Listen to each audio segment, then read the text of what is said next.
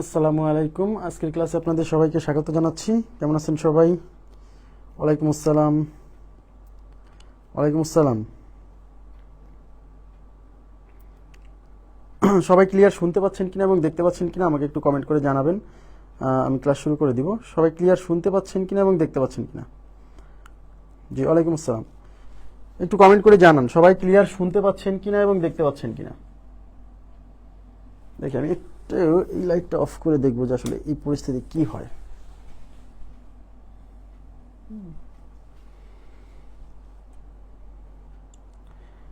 জি, আলহামদুলিল্লাহ ভালো আছি। আপনারা কেমন আছেন? সবকিছু ক্লিয়ার আছে?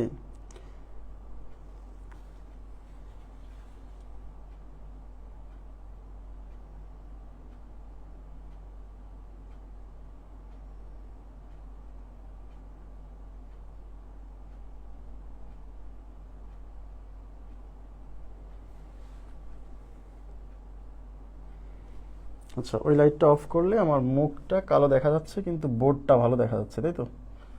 কোনো সমস্যা নেই। যাক, মুখ কালো দেখা যায়, যাক, বোর্ডটা ভালো দেখা গেলেই হলো। ওই পাশ থেকে একটু আলোর রিফ্লেকশন আসতেছিল।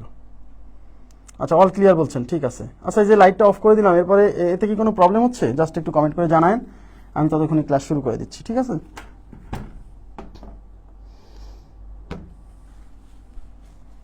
আচ্ছা, দেখেন আমাদের এক্সট্রা মানে র্যান্ডম প্রবলেমস 116, আজকে ক্লাস শেষ করে দেবো ইনশাআল্লাহ।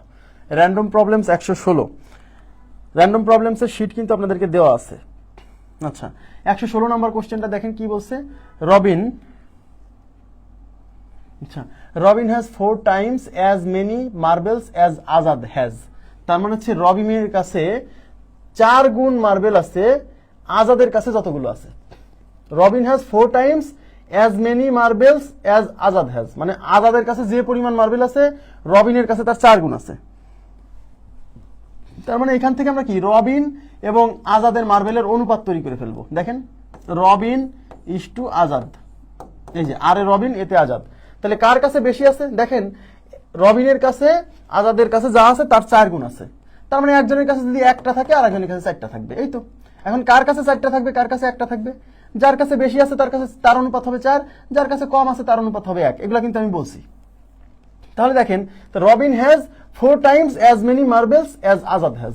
তার মানে রবিনের কাছে আছে 4 গুণ আজাদের চেয়ে।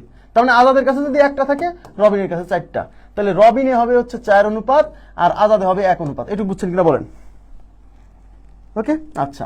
এখন পরে কি বলছে? And 5 Times as many as Kalam has. এই জায়গায় আপনাকে বুঝতে হবে, এই যে and 5 Times as many as Kalam has, এবং কালামের কাছে যা আছে তার 5 গুণ আছে। কার কাছে? ওই রবিনের কাছেই। মানে এখানে মানে প্রথম যে তুলনাটা সেটা হচ্ছে রবিনের সাথে আজাদের, এবং পরবর্তী যে তুলনাটা সেটা হচ্ছে কালামের সাথে রবিনের। আমার কথা কি বুঝতে পারছেন? তাহলে and 5 Times as many as Kalam has, তার মানে হচ্ছে আজাদের কাছে যে পরিমাণ মার্বেল আছে রবিনের কাছে তার 4 গুণ আছে, এবং কালামের কাছে যে পরিমাণ মার্বেল আছে রবিনের কাছে তার 5 গুণ আছে। তার মানে এই যে এই জায়গা থেকে একজনের কাছে আরেকজনের 5 গুণ আছে, তার মানে একজনের অনুপাত যদি 1 হয় আরেকজনের অনুপাত হবে 5, তাই না? একজনের কাছে আরেকজনের 5 গুণ আছে। এখন কার হবে 5, কার হবে 1? যার বেশি আছে তার হবে 5 অনুপাত, যার কম আছে তার হবে 1 অনুপাত, তাই না? তাহলে এখানে অনুপাত আসবে কার কার? রবিনের সাথে কালাম। তার মানে রবিন ইস টু কালাম। খেয়াল করেন, রবিন ইস টু কালাম। তাহলে রবিন ইস টু কালাম এখান, তাহলে কার হবে 5? এই যে and 5 Times as many as Kalam has, মানে কালামের কাছে যা আছে তার 5 গুণ আছে রবিনের কাছে। তার মানে রবিনে হবে 5 আর কালামে হবে 1। এইটুকু বুঝছেন কিনা বলেন? ঠিক আছে। এখন আপনাকে যে কাজটা করতে হবে, এইখান থেকে রবিন, তারপর হচ্ছে এটা কি আজাদ এবং কালামের ধারাবাহিক অনুপাত প্রস্তুত করতে হবে। তো ধারাবাহিক অনুপাত প্রস্তুত করতে গিয়ে দয়ের নিয়ম যদি অ্যাপ্লাই করতে যান, সেক্ষেত্রে আমি বলছিলাম যে এখানে যে কমন রাশি আছে সেই কমন রাশিটা এই প্রথম অনুপাতের এখানে থাকবে আর দ্বিতীয় অনুপাতের এখানে থাকবে। কিন্তু এখানে কমন রাশি আছে রবিন, তো এই রবিনটা এখানে থাকলে পারে আমাদের অঙ্কটা কি সুবিধা হইতো। এই জন্য আমরা রবিন ইস টু আজাদকে আমি আজাদ ইস টু রবিন বানাই ফেলবো। দেখেন, Azad is to Robin is equal to কত? দেখেন, রবিন হবে 4, তাহলে আজাদ আজাদ হচ্ছে 1, রবিন হচ্ছে 4, আর Robin is to Kalam is equal to কত? 5 ইস টু 1। এইবার আমরা দয়ের নিয়ম অ্যাপ্লাই করে পাবো কি কি? Azad is to Robin is to কালাম, ঠিক আছে, ইজ ইকুয়াল টু, এই যে প্রথমে এই দুইটা গুণ 5 কে 5, তারপরে এই দুইটা গুণ 4 5 20, তারপরে এই যে এই দুইটা গুণ হচ্ছে 4 4। তার মানে Azad is to Robin is to কালাম হচ্ছে 5:20:4। ঠিক আছে, এইটুকু বুঝছেন? এইটুকু ক্লিয়ার? এইটুকু ক্লিয়ার হয়েছে আমি আশা করছি। হ্যাঁ, এখন দেখেন, এখন কি বলছে, if Kalam has more than 40 marbles. এই জায়গাতে অনেকে বুঝতে পারবে না, যদি কালামের কাছে 40টার চেয়ে বেশি মার্বেল থাকে, বুঝেন, কালামের কাছে কি আছে, 40টার চেয়ে বেশি মার্বেল আছে, what is the least number of marbles Robin could have? তাহলে রবিনের কাছে সর্বনিম্ন কতগুলো মার্বেল থাকতে পারে? আমি ধরে নিচ্ছি যে আজাদের কাছে আছে 5x সম পরিমাণ মার্বেল, রবিনের কাছে আছে 20x পরিমাণ মার্বেল, আর কালামের কাছে আছে 4x পরিমাণ মার্বেল। এবার তাকান, এখন আপনারা আমাকে বলবেন যে কালাম হ্যাজ মোর দ্যান 40 মার্বেলস, কালামের কাছে 40টার চেয়ে বেশি মার্বেল আছে, তাহলে কালামের কাছে আসলে কতগুলো মার্বেল আছে? এবার আপনারা আমাকে বলেন তো, তাহলে কালামের কাছে কতগুলো মার্বেল আছে? 40টার চেয়ে বেশি, তাহলে কতগুলো? 41টা নাকি 42টা নাকি 43টা নাকি 44টা? বলেন তো, কালামের কাছে 40টার চেয়ে বেশি মার্বেল আছে, তাহলে কালামের কাছে কতগুলো মার্বেল আছে? একটু বলেন তো প্লিজ, কাইন্ডলি রেসপন্স করতে হবে, তাহলে আমার বুঝাইতে সুবিধা হবে। হবে উপরে 5 নিচে 4 দিয়ে গুণ করলে কেন হবে না? আপনি এই 4 দিয়ে এখানে গুণ করবেন, 5 দিয়ে এখানে গুণ করবেন, সমান হয়ে যাবে, কোনো সমস্যা নাই। আর যারা দেওয়ার নিয়ম অ্যাপ্লাই করতে যায় তারা এইভাবে করবে, কোনো প্রবলেম নাই। আপনি এখান থেকে ধারাবাহিক অনুপাত প্রস্তুত করতে গিয়ে এই কমন রাশির মান হচ্ছে এখানে 4, কমন রাশির মান এখানে 5, তাহলে এই 5 দিয়ে এখানে গুণ করবেন, এই 4 দিয়ে এখানে গুণ করবেন, হয়ে যাবে, কোনো সমস্যা নাই। এবার আপনারা একটু কাইন্ডলি আমি যে প্রশ্নটা করছি এটা রেসপন্স করেন তো, রেসপন্স করেন। কয়টা আছে? কালামের কাছে যদি 40টার চেয়ে বেশি মার্বেল থাকে তাহলে মার্বেল কয়টা আছে? 41টা, 42টা নাকি 43টা নাকি 44টা? দেখি কে বলতে পারে। আচ্ছা, ইরিনা ইসলাম, সরি, তাসনিম জাইমা, আচ্ছা ইরিনা তাসনিম জাইমা, আচ্ছা 40টা বলছেন। অন্যদের কি অবস্থা? 40+x, আচ্ছা 40+x, ভালো কথা, 40+x। কথা বলতে হবে, কথা না বললে বুঝতে পারবেন না। আপনারা বলেন তাহলে কি 40টার চেয়ে বেশি মার্বেল আছে, তাহলে কয়টা হবে? 41, 42, 43, 44, কোনটা? আচ্ছা, অনুরাধা রায়, আচ্ছা বলছেন কয়টা? 40, তাই না? দেখেন, বলছে 40টার চেয়ে বেশি মার্বেল আছে, আর আমি এখানে এদিকে তাকান, আমি ধরে নিছি কালামের মার্বেল কয়টা? 4x।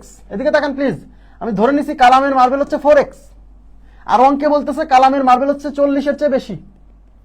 40-এর চেয়ে কি বেশি? তাহলে আপনাকে আমি তাহলে কি কালামের মার্বেল আমরা ধরে নিচ্ছি 4x, আর কোশ্চেনে বলতেছে কালামের মার্বেল আছে 40-এর চেয়ে বেশি। 40-এর চেয়ে বেশি এমন একটা সংখ্যা ধরতে হবে যা 4-এর গুণিতক। কেন? কারণ এই 4 দিয়ে ভাগ করতে হবে, তাহলে 44 ধরতে হবে। 44 ধরতে হবে, কারণ 44 না ধরলে এই x এর মান ফ্র্যাকশন আসবে। x এর মান ফ্র্যাকশন আসা যাবে না, কারণ এর মার্বেলের সংখ্যা কখনো ফ্র্যাকশন হতে পারে না। এবং আমি বলছিলাম এই যে আমরা অনুপাতের সাথে যে এই যে এক্স যেগুলা গুণ আকারে ধরি, এগুলা কি হয়? পূর্ণ সংখ্যা, তাই না? তাহলে ধরতে হবে 44টা, কারণ এই 4 এর গুণিতক হচ্ছে এই 40-এর চেয়ে তো বেশি হবে, তার মানে 41, 42, 43 এরকম কিছু একটা হবে, তাই না? কিন্তু 41, 42, 43 এইগুলা নিলে এই 4 দিয়ে ভাগ করা যাবে না, এক্স ফ্র্যাকশন চলে আসবে, হবে না, কারণ মার্বেলের সংখ্যা ফ্র্যাকশন হতে পারে না। তাহলে এমন একটা সংখ্যা নিতে হবে 40-এর চেয়ে বেশি, যেন এই 4 দ্বারা বিভাজ্য হয়, বুঝতে পারছেন? তাহলে 44 নিতে হবে। তাহলে অতএব x = কত? x = 11, এই 4 দিয়ে ভাগ করলাম, বুঝছেন কিনা বলেন? এই x এর মান এখন এখানে বসাই দিলে আমাদের অঙ্ক হয়ে গেল। তাহলে অতএব রবিনের কাছে কতটা আছে? অতএব রবিনের কাছে আছে 20x। তাহলে 20x মানে 20 ইন্টু x এর মান কত আসছে? 11। 11 দুগুণী 22 আর একটা 0, 220টা। এবার বুঝছেন?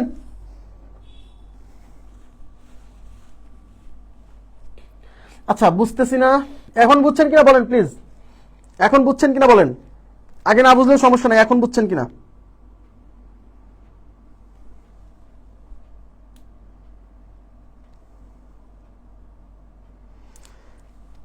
রেসপন্স করতে হবে, এখন বুঝছেন কিনা। এই কোশ্চেনটা কিন্তু একটু ট্রিকি কোশ্চেন। হ্যাঁ, সরাসরি বলছে না যে কালামের কাছে কতগুলো মার্বেল আছে, কালামের কাছে বলছে 40টার চেয়ে বেশি। তো 40টার চেয়ে বেশি মানে 41, 42, 43 এরকম কিছু একটা। এখন যেহেতু আমরা এই অনুপাত থেকে পাইছি কালামের কাছে আছে 4x মার্বেল, তার মানে কালামের কাছে এমন কিছু মার্বেল নিতে হবে যেন এই 4 এর গুণিতক হয়, মানে 4 দ্বারা ভাগ করা যায়, নাহলে তো এই x এর মান ফ্র্যাকশন চলে আসবে। x এর মান ফ্র্যাকশন আসলে এখানে বসালে সেটা ফ্র্যাকশন চলে আসবে, কিন্তু মার্বেলের সংখ্যা তো ফ্র্যাকশন হতে পারে না। ওকে, ঠিক আছে।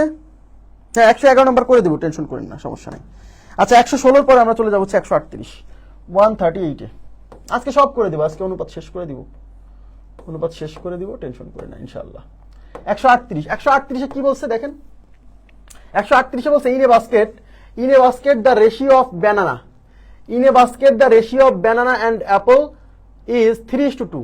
তার মানে কোনো একটা বাস্কেটের মধ্যে কলা এবং আপেলের অনুপাত হচ্ছে 3:2। Okay fine.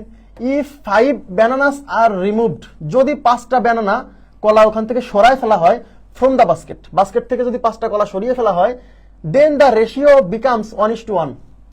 How many apples were there in the basket, তাহলে ওই বাস্কেটে আসলে কতগুলো আপেল ছিল, ঠিক আছে। তাহলে এখানে কিসের অনুপাত, ব্যানানা এবং আপেলের অনুপাত 3:2। তাহলে ব্যানানাকে আমি বি দ্বারা প্রকাশ করলাম, অ্যাপলকে আমি এ দ্বারা প্রকাশ করলাম, কত 3:2।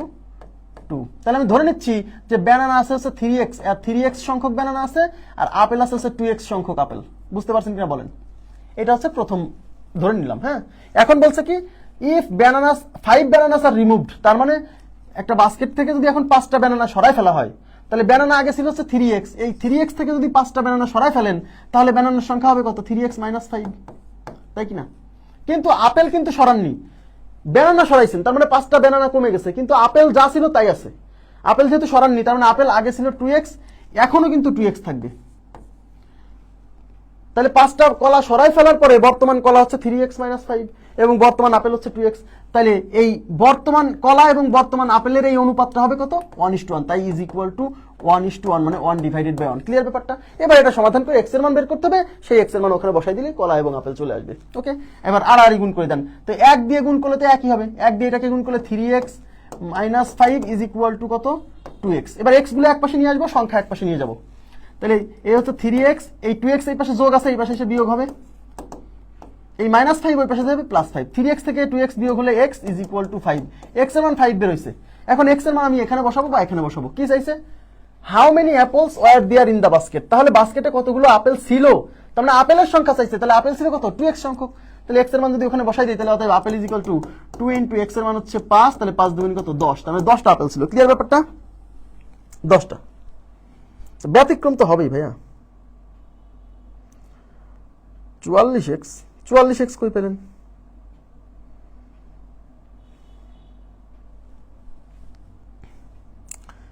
ওকে, আচ্ছা এবার আমি চলে যাচ্ছি পরবর্তী প্রশ্ন 124, 124।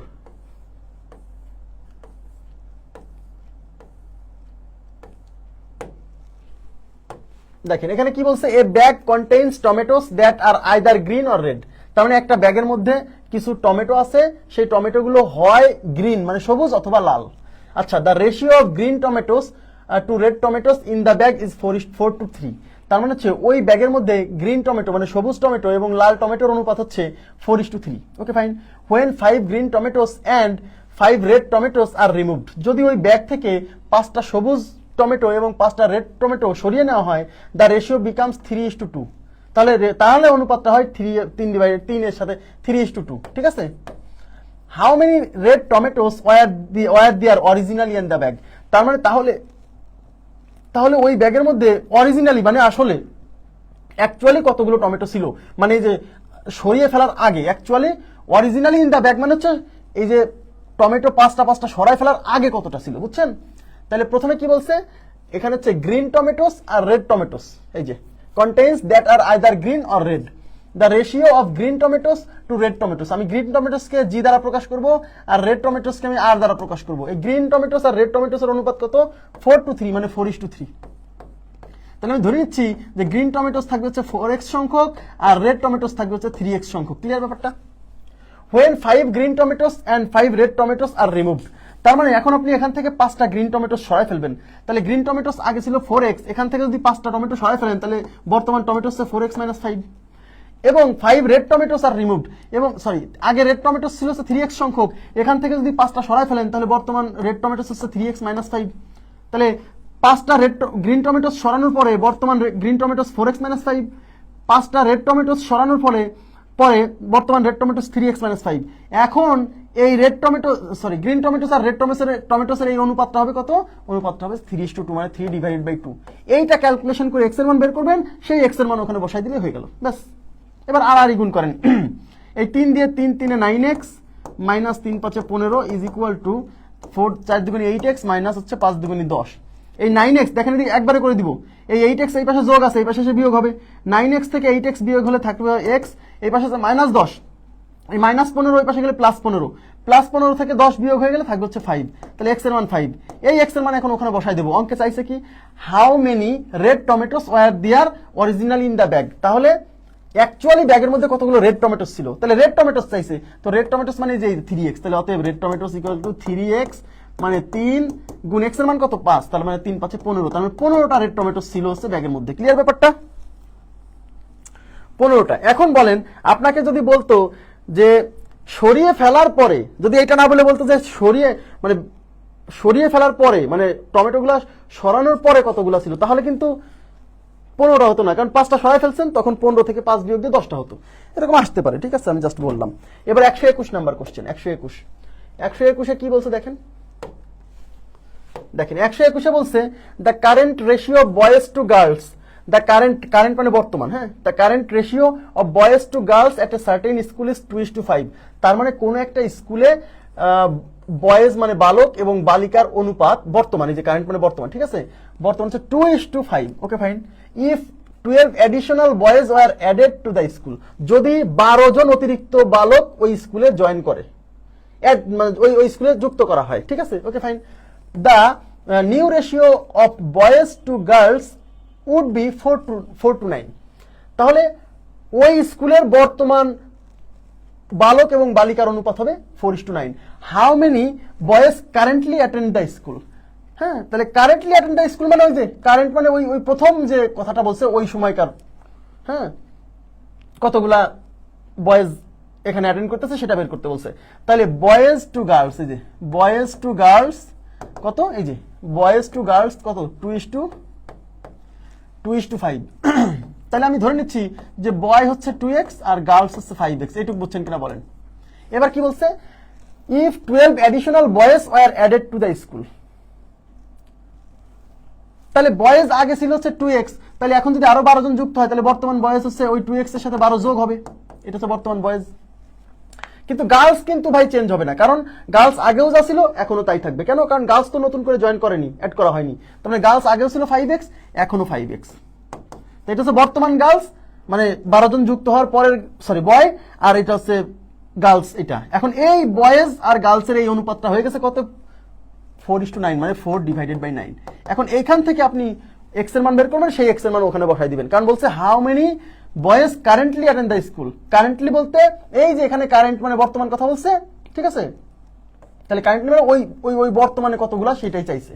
আচ্ছা, আর গুণ করে দেন, 4 5 20x is equal two 9 2 18x plus 9 12 108। এই 20x থেকে এই 18x এই পাশে বিয়োগ হবে, 20x থেকে 18x গেলে 2x ইজ ইকুয়াল টু 108, তাহলে x ইকুয়াল টু কত, এই 2 ওই পাশে ভাগ হলে 108 কে 2 দিয়ে ভাগ করলে 54। এই 54 এখন আমরা এখানে বসাই দিব। কি চাইছে, how many boys currently attend the school, তাহলে বয়েজ হচ্ছে 2x, তাহলে অতএব 2x equal to 2 into x এর মান 54, 108। এখন অনেকে আমাকে বলবে যে ভাই এখানে তো বলছে how many boys currently attend the school, এটা দ্বারা কি এই 12 জন যুক্ত হওয়ার পরের কথা বোঝাচ্ছে না? না, কেন না? কারণ এখানে বলছে ইফ মানে যদি 12 জন জয়েন করতো তাহলে এই ঘটনাটা ঘটতো। তো যদি করতো এর মানে কি করছে? যদি 12 জন যুক্ত করা হতো তাহলে এই ঘটনা ঘটতো, এর মানে কি 12 জন যুক্ত করা হয়েছে না। যদি মানে বুঝতে পারছেন, if I were a king, যদি আমি রাজা হতাম, তাই আমি কি রাজা হইছি? হই নাই, ঠিক আছে। তো বিষয়টা এরকম যে if 12 additional boys were added, ওই যে আই ওয়ার এ কিং সেখান থেকে বয়েজ ওয়ার অ্যাডেড, বুঝছেন? আচ্ছা, তো if 12 additional boys were added, যদি 12 জন বালক যুক্ত করা হতো তাহলে অনুপাত এত হতো। তো 12 জন যুক্ত করা হতো, এটা কল্পনা, এটা মানে আসলে অ্যাকচুয়ালি যুক্ত করা হয়নি, বুঝছেন ব্যাপারটা। সুতরাং এই 12 জন নান কেন নান মারছে কে? কার নান আসছে বলেন? নান কিভাবে আসলো বলেন তো? আচ্ছা 108 অপশনে নাই, তাহলে নান হবে। 108 অপশনে নাই, তাহলে নান হবে।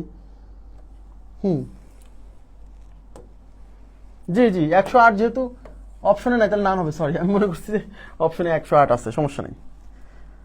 তো ঠিক আছে, এটার পরে আমরা চলে যাবো 121 পরে 123। 123 দেখেন, the ratio of the numbers of boys and girls in a school were 5:3। আচ্ছা ঠিক আছে, some new boys and girls were admitted to the school in the ratio of 5:7। At this total number of students in the school becomes 1200 and the ratio of boys to girls changed to 7:5।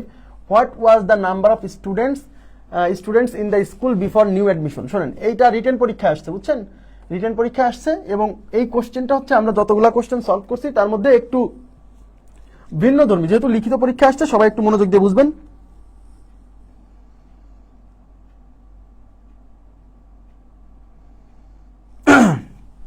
আচ্ছা এখন দেখেন এখানে কি বলছে, বলছে যে the ratio of the numbers of boys and girls in A school was 5:3। তার মানে কোনো একটা স্কুলে বালক এবং বালিকার অনুপাত ছিল 5:3। Some new boys and girls war admitted, কিছু নতুন বালক এবং নতুন বালিকা, আবার বুঝেন কিছু নতুন বালক এবং নতুন বালিকা ওই স্কুলে জয়েন করছে। তার মানে এবার কিন্তু কিছু বালকও জয়েন করছে, কিছু বালিকাও জয়েন করছে। ওকে ফাইন, কতজন বালক কতজন বালিকা এটা বলে নাই। Were admitted to the school in the ratio 5:7। আচ্ছা বলতে পারবেন এই 5:7 কি? কেউ বলতে পারবেন এই 5:7 কি? এই 5:7টা কি? এই 5:7 এটা বুঝতে হবে। এই 5:7টা কি জানেন? এই 5:7টা কিন্তু নতুন করে যে বালক আর বালিকা জয়েন করছে সেই নতুন জয়েন করা বালক বালিকার অনুপাত। এখানে কিন্তু বুঝতে হবে, এখানে সরাসরি বলছে না যে কতজন বালক কতজন বালিকা জয়েন করছে, বলছে কতজন বালক আর কতজন বালিকা জয়েন করছে তাদের অনুপাত হচ্ছে 5:7। এমন না যে নতুন কিছু বালক আর নতুন কিছু বালিকা জয়েন করার পরে ওই মোট ছাত্রছাত্রীর অনুপাত 5:7 হয়ে গেছে, মানে বালক আর বালিকার অনুপাত না। কিছু বালক এবং কিছু বালিকা জয়েন করছে স্কুলে ইন দ্য রেশিও 5:7, মানে 5:7 অনুপাতের বালক বালিকা। ওকে, অ্যাট দিস মানে এর ফলে, হ্যাঁ এর ফলে বা এতে total number of students in the school become 1200। এই যে নতুন করে কিছু বালক বালিকা জয়েন করছে এর ফলে ওই স্কুলের মোট স্টুডেন্ট 1200 হয়ে গেছে। Okay fine, and the ratio of boys to girls change to 7:5, এবং ওই স্কুলের বালক এবং বালিকার অনুপাত পরিবর্তিত হয়ে 7:5 হয়ে গেছে, মানে মোট বালক বালিকার অনুপাত পরিবর্তিত হয়ে 7:5 হয়ে গেছে। What was the number of students in the school before new admission? তাহলে নতুন করে স্টুডেন্ট অ্যাডমিশন হওয়ার পূর্বে, মানে এই যে শুরুতে কতজন বালক মানে স্টুডেন্ট ছিল, মানে বালক বালিকা মোট কতজন ছিল? এই কোশ্চেনটা কি বুঝছেন? না না না, এই যে শরীফুল ইসলাম ভাইয়া আপনি বলছেন এই যে মোহাম্মদ ফাহাদ ভাইয়া যে নতুন জয়েন করার পর 5:7 হয়েছে। না না না না, এই 5:7 হচ্ছে নতুন করে যে বালক বালিকা জয়েন করছে, তাদের অনুপাত। এমন না যে নতুন বালক বালিকা জয়েন করার পরে মোট বালক বালিকার অনুপাত 5:7 হয়ে গেছে, না, নতুন বালক বালিকা জয়েন করার পরে ওই স্কুলের মোট স্টুডেন্ট হয়ে গেছে 1200 আর বালক বালিকার অনুপাত পরিবর্তিত হয়ে গেছে 7:5, মানে আগে ছিল 5:3 পরিবর্তিত হয়ে 7:5 হয়ে গেছে। আর এই অনুপাতটা কি? এই অনুপাতটা হচ্ছে নতুন করে যে বালক বালিকা জয়েন করছে সেই তাদের অনুপাত। হ্যাঁ, এবার কি বুঝছেন ব্যাপারটা?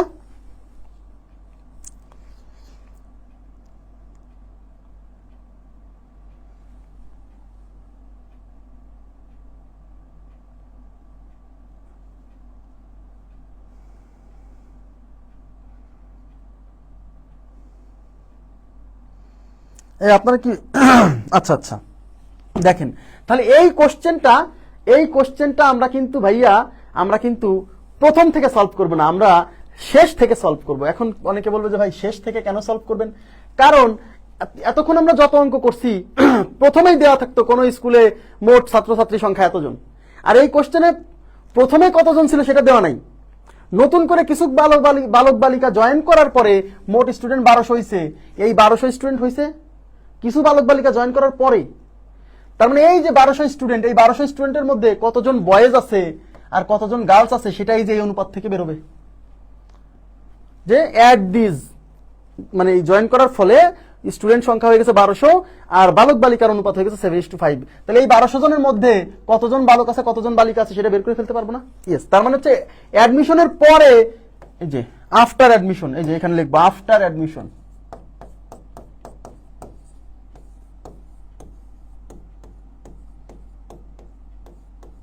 আফটার অ্যাডমিশন টোটাল স্টুডেন্ট কত? 1200। হ্যাঁ, এর মধ্যে বয়, এই যে বিতে বয় কতজন আছে? এই যে অনুপাত যে দেওয়া আছে এখানে, অনুপাতের প্রথম রাশিটা কি? বয়েজ। কিভাবে দেখেন, এই যে the ratio of the number of boys and girls, এই যে বয়েজটা আগে আছে, গার্লস পরে আছে, তার মানে প্রথমটা হচ্ছে বয়েজ বোঝাচ্ছে, পরেরটা গার্লস বোঝাচ্ছে। তাহলে বয় যখন বের করবেন, যেটা বের করবেন সেই অনুপাত উপরে, তাহলে বয়েজের অনুপাত হচ্ছে 7, তাহলে 7 যাবে উপরে। নিচে অনুপাতের রাশিগুলোর যোগফল, এই যে 7 আর 5 যোগ করলে কত হবে? 12 হবে। ইনটু হচ্ছে এই বয় আর গার্ল মিলে মোট পরিমাণ এই যে 1200, তাহলে 1200 দিয়ে গুণ। এই 12-র মধ্যে 12 যাবে একবার, আর 2টা শূন্য, তাহলে 7 দিয়ে 100 কে গুণ করলে 700। হ্যাঁ, তাহলে বয়েজ যদি 700 হয় তাহলে গার্লস কতজন? টোটাল তো 1200 জন, এই 1200 জন থেকে 700 জন বয় বাদ দেন, তাহলে কত হবে? 1200 মাইনাস 700 ইজ ইকুয়াল টু 500। এ তো দেখেই বোঝা যাচ্ছে। তাহলে গার্ল 500 জন, এইটুকু কি বুঝছেন? তার মানে নতুন করে ছাত্রছাত্রী যুক্ত হওয়ার পরে, বুঝেন, নতুন করে ছাত্রছাত্রী যুক্ত হওয়ার পরে বয়ের সংখ্যা হয়ে গেছে 700 জন আর গার্লের সংখ্যা হয়ে গেছে 500 জন। হ্যাঁ, এখন আমাকে বলেন, এখন নতুন করে কতজন ছাত্রছাত্রী যুক্ত হয়েছিল? এই যে দেখেন, some new boys and girls war admitted to the school in the ratio 5:7। তার মানে 5:7 অনুপাতে কিছু বালক এবং কিছু বালিকা জয়েন করছিল। হ্যাঁ, তাহলে ধরি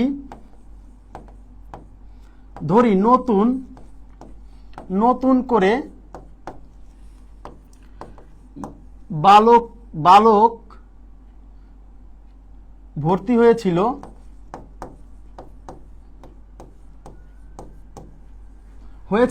এটা কিন্তু এই যে 5, তাহলে এই যে দেখেন বয়েজ হচ্ছে 5 অনুপাতে আর গার্লস হচ্ছে 7 অনুপাতে জয়েন করছিল, নতুন ভর্তিকৃত। এখন অনুপাতের সাথে একটা কিছু গুণ আকারে ধরতে হয়, তাহলে আমরা ধরে নিচ্ছি যে নতুন করে 5x সংখ্যক বালক জয়েন করছিল আর 7x সংখ্যক বালিকা জয়েন করছিল। হ্যাঁ, হয়েছিল 5x এবং বালিকা ভর্তি হয়েছিল,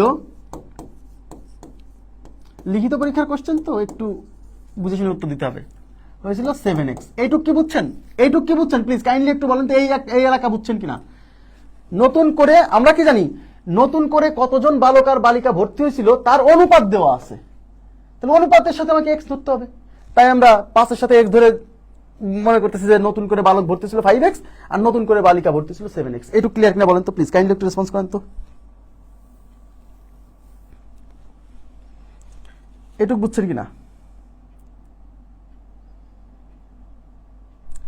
রেসপন্স করতে হবে প্লিজ।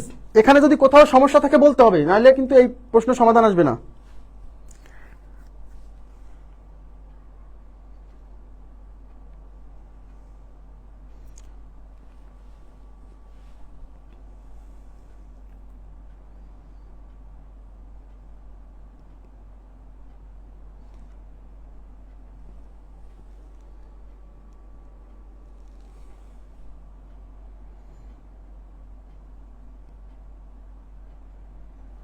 আচ্ছা, তাহলে এখন আমাকে বলবেন এখন একটু মনোযোগ দিন। তাহলে বলেন, নতুন করে অ্যাডমিশন নেওয়ার আগে বালক কতজন ছিল? এবার আমরা কিভাবে পাবো? দেখেন, নতুন করে অ্যাডমিশন নেওয়ার পরে বালকের সংখ্যা হয়ে গেছে 700 জন, আর নতুন করে বালক অ্যাডমিশন নিয়েছিল হচ্ছে 5x জন। তাহলে অ্যাডমিশন নেওয়ার আগে বালক কতজন ছিল? অ্যাডমিশন নেওয়ার পরে বালক 700। তাহলে এই বালক 700 জন থেকে, এদিকে তাকান, এই 700 জন থেকে এই যে নতুন করে যে 5x জন জয়েন করছে এটা যদি বাদ দিয়ে দেই, তাহলে এটা কিসের মান? এটা হচ্ছে অ্যাডমিশন নেওয়ার আগে বালকের সংখ্যা। এটুকু বুঝছেন? অ্যাডমিশন নেওয়ার আগে বালকের সংখ্যা। দেখেন, নতুন করে অ্যাডমিশন নেওয়ার পরে বালিকার সংখ্যা হয়ে গেছে 500। তাহলে এই 500 জন থেকে যদি নতুন করে কতজন বালিকা ভর্তি হয়েছে? 7x জন। তাহলে এই যে নতুন করে অ্যাডমিশন নেওয়ার পরে 500 জন থেকে যদি নতুন করে অ্যাডমিশন নিচ্ছে 7x, এইটা যদি বাদ দিয়ে দেয়, এই যে দেখেন নতুন করে অ্যাডমিশন নেওয়ার পরে বালিকার সংখ্যা হয়ে গেছে 500, এখান থেকে যদি আমি নতুন করে যে 7x জন বালিকা জয়েন করছে এটা যদি বিয়োগ করে দেই, তাহলে এটা কিসের সংখ্যা? এটা হচ্ছে অ্যাডমিশন নেওয়ার আগে বালিকার সংখ্যা। তাই এটা হচ্ছে অ্যাডমিশন নেওয়ার আগে বালকের সংখ্যা, এটা হচ্ছে অ্যাডমিশন নেওয়ার আগে বালিকার সংখ্যা। এখন যদি এটার অনুপাত করি, এটা কিসের অনুপাত? এটা হচ্ছে অ্যাডমিশন নেওয়ার আগে বালক বালিকার অনুপাত। এবং কোশ্চেনে কিন্তু এই যে দেখেন, the ratio of the number of boys to and girls in the school was 5:3। তার মানে কোন একটা স্কুলে বয়েজ এবং গার্লসের অনুপাত হচ্ছে 5:3। এটা কিসের? এটা কখনকার অনুপাত? এটা কি অ্যাডমিশন, নতুন করে অ্যাডমিশন নেওয়ার আগে না পরে? এটা নিশ্চয়ই নতুন করে অ্যাডমিশন নেওয়ার আগের। এটা কিসের অনুপাত? নতুন করে অ্যাডমিশন নেওয়ার আগের অনুপাত। তাহলে এইটাও নতুন করে অ্যাডমিশন নেওয়ার আগের অনুপাত, তাই এইটা ইজ ইকুয়াল টু ওই 5:3, মানে 5/3। এবার এটা সলভ করে এক্স এর মান আসবে, এক্স এর মান আসবে। আমার কথা কি বুঝছেন? এবার কি বোঝা গেছে ব্যাপারটা? আচ্ছা, এটা সলভ করি এখন। আর গুণ করে দিচ্ছি, দেখেন এই 5 দিয়ে 500 কে গুণ করে 3 5 15 আর 2টা শূন্য 1500 minus 5 7 35x is equal two 3 দিয়ে 700 কে গুণ করে 3 7 2100 মাইনাস 3 5 15x। দেখেন এই, আচ্ছা এটা কাজ করি, সংখ্যাগুলো এক পাশে নিয়ে যাই আর x এক পাশে নিয়ে আসি। তাহলে এই পাশে মাইনাস 35x আছে, থাকলো এই মাইনাস 15x, এই পাশে আসবে plus 15x is equal two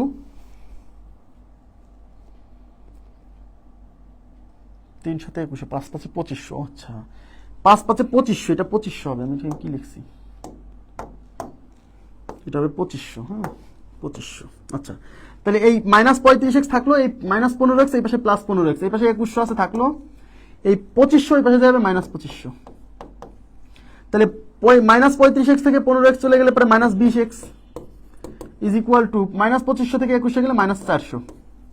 এখন এই উভয় পাশ থেকে মাইনাস ক্যান্সেল, তাহলে অতএব x ইকুয়াল টু কত? এই পাশে আছে 400, এই 20 এই পাশে গুণ আছে, এই পাশে এসে ভাগ হবে, এই 0 0 কাটা, 40 কে 2 দিয়ে ভাগ করলে 20। x এর মান আসছে 20। এখন x এর মান বসাবো, কোথায় বসাবো? কোশ্চেনে কি বলছে? What was the number of students in the school before new admission, মানে নতুন করে অ্যাডমিশন নেওয়ার পূর্বে স্কুলে কতজন ছাত্রছাত্রী ছিল। খেয়াল করবেন প্লিজ, নতুন করে এই যে x এর মান পাইছেন, এই যে x এর মান 20, তাহলে নতুন করে কতজন স্টুডেন্ট অ্যাডমিশন নিয়েছে সেটা বের করলেই তো হয়ে যায়। তাহলে নতুন করে ছাত্র অ্যাডমিশন হয়েছিল 5x আর নতুন করে ছাত্রী অ্যাডমিশন হয়েছিল 7x।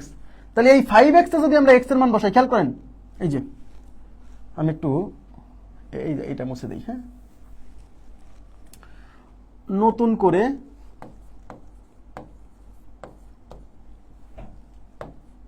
করে ভর্তি হয়েছিল,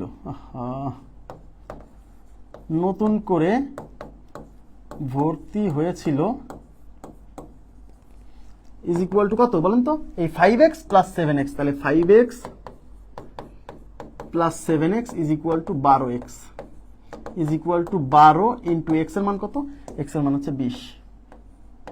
কারণ এখন কোশ্চেনে তো বলা নাই যে নতুন করে মানে ছাত্রছাত্রীর সংখ্যা চাইছে, মানে মোট সংখ্যা, এই জন্য আমরা মোট বের করতেছি। ঠিক আছে, তাহলে 12 দুগুণে 24 আর একটা শূন্য 240। এই 240 কি? এই 240 জন হচ্ছে নতুন করে ছাত্রছাত্রী জয়েন করছিল 240 জন।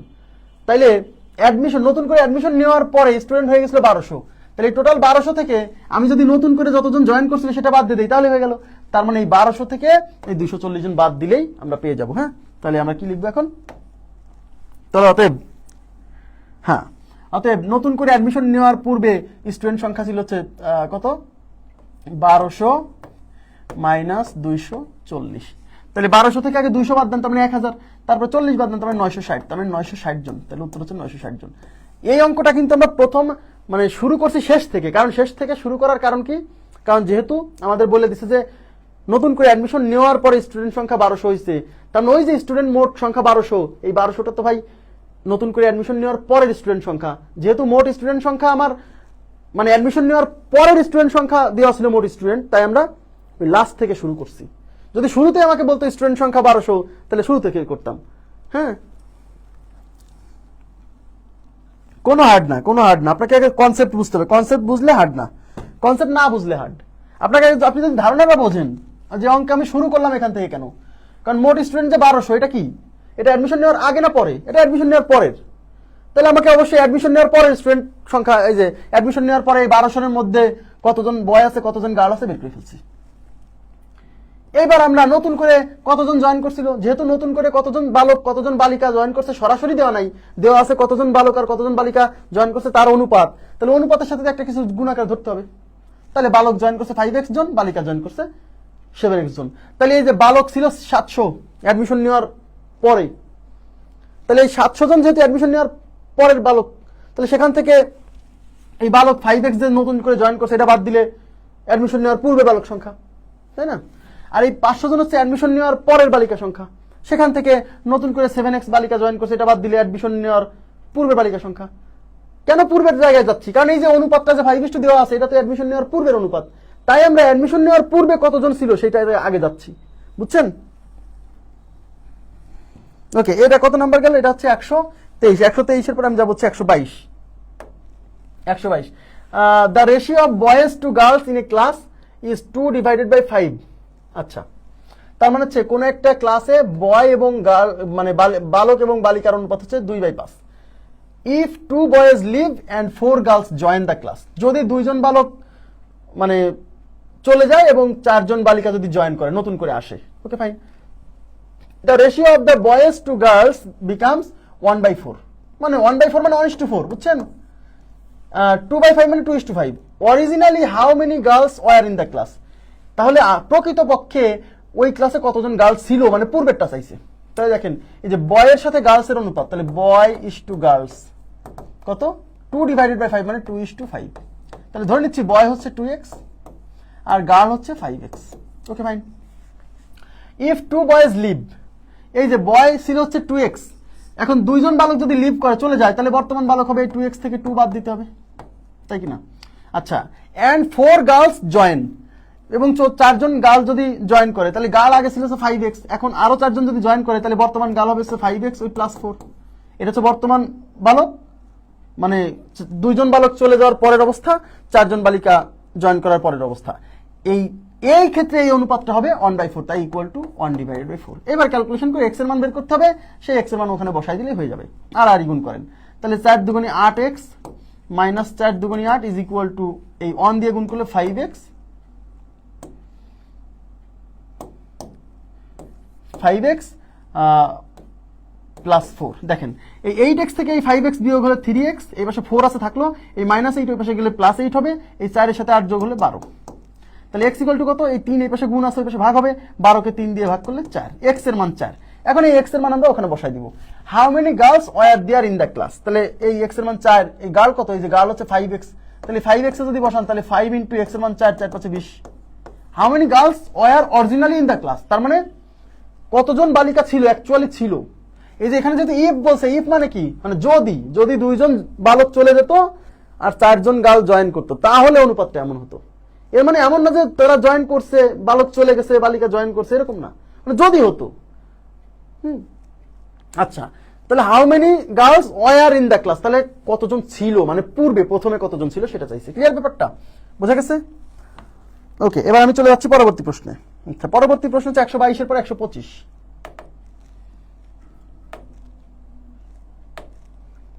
দেখেন, the present ratio of students to teacher at a certain school is 30:1, মানে বর্তমান অনুপাত স্টুডেন্ট মানে ছাত্র এবং শিক্ষকের অনুপাত এট এ সার্টেইন স্কুল, কোন একটা নির্দিষ্ট স্কুলে স্টুডেন্ট মানে ছাত্র এবং শিক্ষকের অনুপাত, বর্তমান অনুপাত হচ্ছে 30:1, মানে 30:1।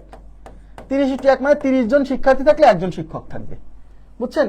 If the students enrollment were to increase by 50 students, যদি শিক্ষার্থী ভর্তির পরিমাণ যদি 50 জন বৃদ্ধি পায়, 50 জন বৃদ্ধি পায়, and the number of teachers were to increase by 5, এবং শিক্ষকের সংখ্যা যদি 5 জন বৃদ্ধি পায়, the ratio of students to teacher would be then, তাহলে টিচার এবং স্টুডেন্টের অনুপাত হয়ে যেত, সরি স্টুডেন্ট এবং টিচারের অনুপাত হয়ে যেত 25:1, মানে 25 জন স্টুডেন্ট থাকলে 1 জন টিচার হয়। What is the present number of teacher, তাহলে বর্তমান কতজন টিচার আছে, মানে যে প্রথমে যে কথাটা বলছে। তাহলে এখানে কি স্টুডেন্টের সাথে টিচারের অনুপাত কত? এই যে স্টুডেন্টকে এস দ্বারা প্রকাশ করলাম, টিচারকে আমি টি দ্বারা প্রকাশ করলাম, এটা হচ্ছে 30:1। এটুকু বুঝছেন কিনা বলেন? তাহলে আমি ধরে নিচ্ছি যে 30x পরিমাণ হচ্ছে স্টুডেন্ট, হ্যাঁ, আর 1 এর সাথে x গুণ করলে x পরিমাণ হচ্ছে টিচার। এটা হচ্ছে কি বর্তমান, মানে যে নতুন করে কিছু স্টুডেন্ট ভর্তি আর টিচার বাড়ানোর আগের কথা, ঠিক আছে? এবার কি বলছে? If student enrollment were increase by 50 students, যদি 50 জন স্টুডেন্ট ভর্তি বৃদ্ধি পায়, তাহলে স্টুডেন্ট আগে ছিল 30, তাহলে 50 জন বৃদ্ধি পেলে বর্তমান স্টুডেন্ট হবে 30x, আমি 3x কেন লিখছি, এটা 30x, বুঝছেন? আচ্ছা, তাহলে আগে ছিল স্টুডেন্ট হচ্ছে 30x, তাহলে 30x, তাহলে আরো যদি এনরোলমেন্ট 50 জন বাড়ছে, তাহলে বর্তমান স্টুডেন্ট 30x + 50, হ্যাঁ, আর স্টুডেন্ট ছিল হচ্ছে আগে, সরি এটা হচ্ছে স্টুডেন্ট ছিল আগে 30x, আর নতুন করে 50 জন ভর্তি বাড়ছে, তাহলে বর্তমান স্টুডেন্ট 30x প্লাস 50। টিচার আগে ছিল x জন, নতুন করে 5 জন বাড়ছে, তাহলে বর্তমান টিচার হচ্ছে আগের x, তার সাথে 5 যোগ হবে। তো এটা হচ্ছে বর্তমান না, মানে নতুন করে জয়েন করার পরে, নতুন করে কিছু স্টুডেন্ট ভর্তি হওয়ার পরে, নতুন করে কিছু টিচার বাড়ার পরে। তাহলে এই অনুপাতটা কত হয়ে যাবে? এই অনুপাতটা হয়ে যাবে 25:1। হ্যাঁ, the ratio of students to teacher would be then, তাহলে তখন টিচার আর স্টুডেন্ট আর টিচারের অনুপাত হবে 25:1, তার মানে 25/1। এইবার এটা ক্যালকুলেশন করে এক্স এর মান বের করতে হবে, সেই এক্স এর মান ওখানে বসাই দিলে হয়ে গেল, খুবই সহজ। এখন আর গুণ করেন, 1 দিয়ে এটাকে গুণ করলে 30x plus 50 is equal two 25 দিয়ে গুণ করলে 25x, 5 25 125। আচ্ছা দেখেন, এই 30x থেকে এই 25x বিয়োগ হবে, এই 30x থেকে এই 25x বিয়োগ হলে থাকবে হচ্ছে 5x ইজ ইকুয়াল টু 125, এই 50 এর পাশে বিয়োগ হবে, 125 থেকে 50 বিয়োগ হলে কত? 75। কিভাবে 75? আমি 125 থেকে আগে 25 বিয়োগ করছি, তাহলে 100, আর 25 বিয়োগ করছি 75, তাহলে x ইকুয়াল টু কত? এই 5 এই পাশে গুণ আছে, এই পাশে ভাগ হবে, 75 কে 5 দিয়ে ভাগ করলে 5 15 75। এই x এর মান এখন বসাই দিতে হবে। এখন কোশ্চেনে চাইছে কি, what is the present number of teacher, তাহলে বর্তমান টিচারের সংখ্যা কত? প্রেজেন্ট নাম্বার বলতে কি, এই যে প্রেজেন্ট মানে শুরুতে, বুঝছেন? আর এখানে যদি ইফ বলছে, ইফ মানে কি? ইফ মানে হচ্ছে যদি এই ঘটনা ঘটতো, মানে এই ঘটনা অ্যাকচুয়ালি ঘটেনি, বুঝছেন ব্যাপারটা? তাহলে কতজন আছে? এক্স এর মান হচ্ছে 15। যেহেতু টিচারের সংখ্যা চাইছে, তাহলে টিচার কত ধরছিলাম? এক্স, তাহলে টিচারের সংখ্যা ধরছিলাম এক্স, বের হয়েছে এক্স এর মান, সুতরাং টিচারের সংখ্যা হচ্ছে 15 জন। ঠিক আছে, ক্লিয়ার ব্যাপারটা? নেক্সট 125 এর পরে 117, 125 এর পরে 117 দেখেন কি বলছে, ববি ও কবির কাছে কিছু আপেল আছে যার অনুপাত হচ্ছে 7:9। ববি একজন লোক, কবি একজন লোক, এই দুইজনের কাছে কিছু আপেল আছে, এবং সেই তাদের কাছে যে আপেল আছে সেই আপেলের অনুপাত হচ্ছে 7:9। কবি ববিকে 21টি আপেল দিয়ে দেয়, তাহলে ববি ও কবির কাছে থাকা আপেলের অনুপাত হবে 7:6। আবার যদি ববি কবিকে 11টি আপেল দিয়ে দেয়, তাহলে ববি ও কবির কাছে থাকা আপেলের অনুপাত হবে 5:8। কবির কাছে ববি অপেক্ষা কতটি আপেল বেশি আছে?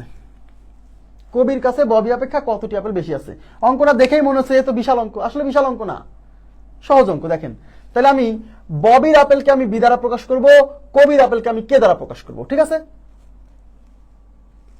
দেখেন তাহলে ববি ইজ টু কবি কত? 7:9। তাহলে ধরে নিচ্ছি ববির কাছে 7x সংখ্যক আপেল আছে, কবির কাছে 9x সংখ্যক আপেল আছে। এইবার কি বলছে দেখেন, শর্তে কি বলছে, কবি ববিকে 21টি আপেল দিয়ে দেয়, তাহলে ববি ও কবির কাছে থাকা আপেলের অনুপাত হবে 7:6। বুঝেন, কে কাকে দিছে? কবি দিছে ববিকে, তাহলে কবির কাছে আগে আপেল ছিল কত? দেখেন, কবি দিছে ববিকে, ববির কাছে আগে আপেল ছিল 7x, আর কবির কাছে আগে আপেল ছিল 9x।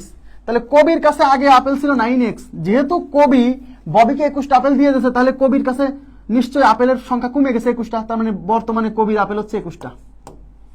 ঠিক আছে, এখন আমাকে বলেন, ববির আপেল আগে ছিল 7x, এখন যেহেতু ববি কবিকে 21টা আপেল দিয়ে দিছে, তার মানে কবির কাছে কিন্তু আপেল 21টা বেড়ে গেছে।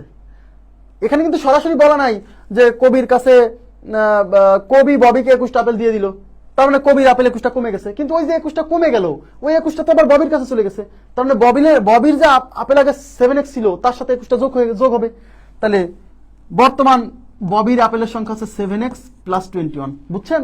এটা বুঝতে হবে কিন্তু, কারণ কবি ববিকে দিয়ে দিছে, তাহলে কবির কমে গেছে যে কয়টা, ববির বেড়ে গেছে সেই কয়টা।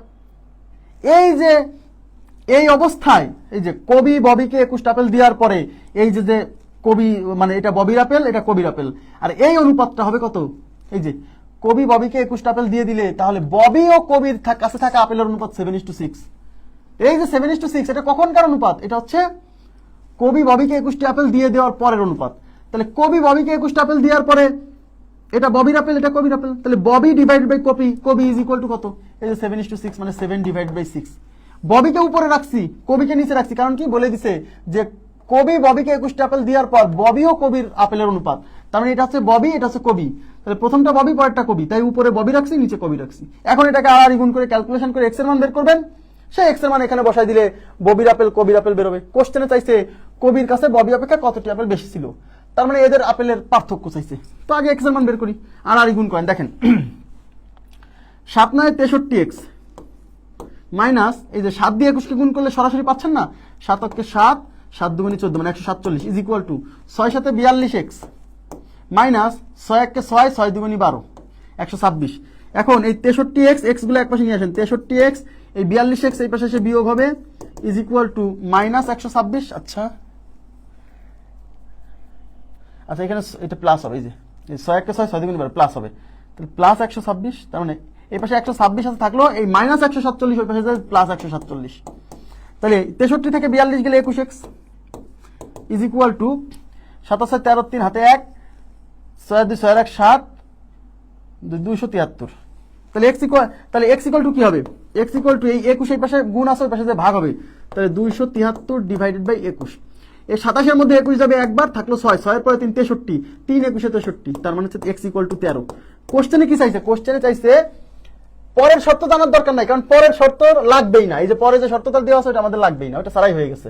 হ্যাঁ, কবির কাছে ববি অপেক্ষা কতটি আপেল বেশি আছে, তাহলে কবির কাছে আপেল ছিল 9x, ববির কাছে আপেল ছিল 7x, তাহলে কবির কাছে ববির তুলনায় কতটা আপেল বেশি আছে, এই যে কবির আপেল থেকে এই ববির আপেল বিয়োগ দেন, তার মানে 2x সংখ্যক আপেল বেশি আছে। এই x এর মান আমরা এই যে বের করছি, ওই x এর মান বের করাটা হচ্ছে মূল চ্যালেঞ্জ। 13 x এর মান 13 বের হইছে, তাহলে x ইকুয়াল টু 13। তাহলে অতএব 2 ইনটু x এর মান 13, তাহলে কত 13 দুগুণী 26, তার মানে উত্তর হচ্ছে 26 বোঝা গেছে। হ্যাঁ, দ্বিতীয় অংশটা দিয়ে ভয় ধরাই দিছে, আর কিছু না। শোনেন, এটা কত বড় অঙ্ক, ভয় পাবেন না।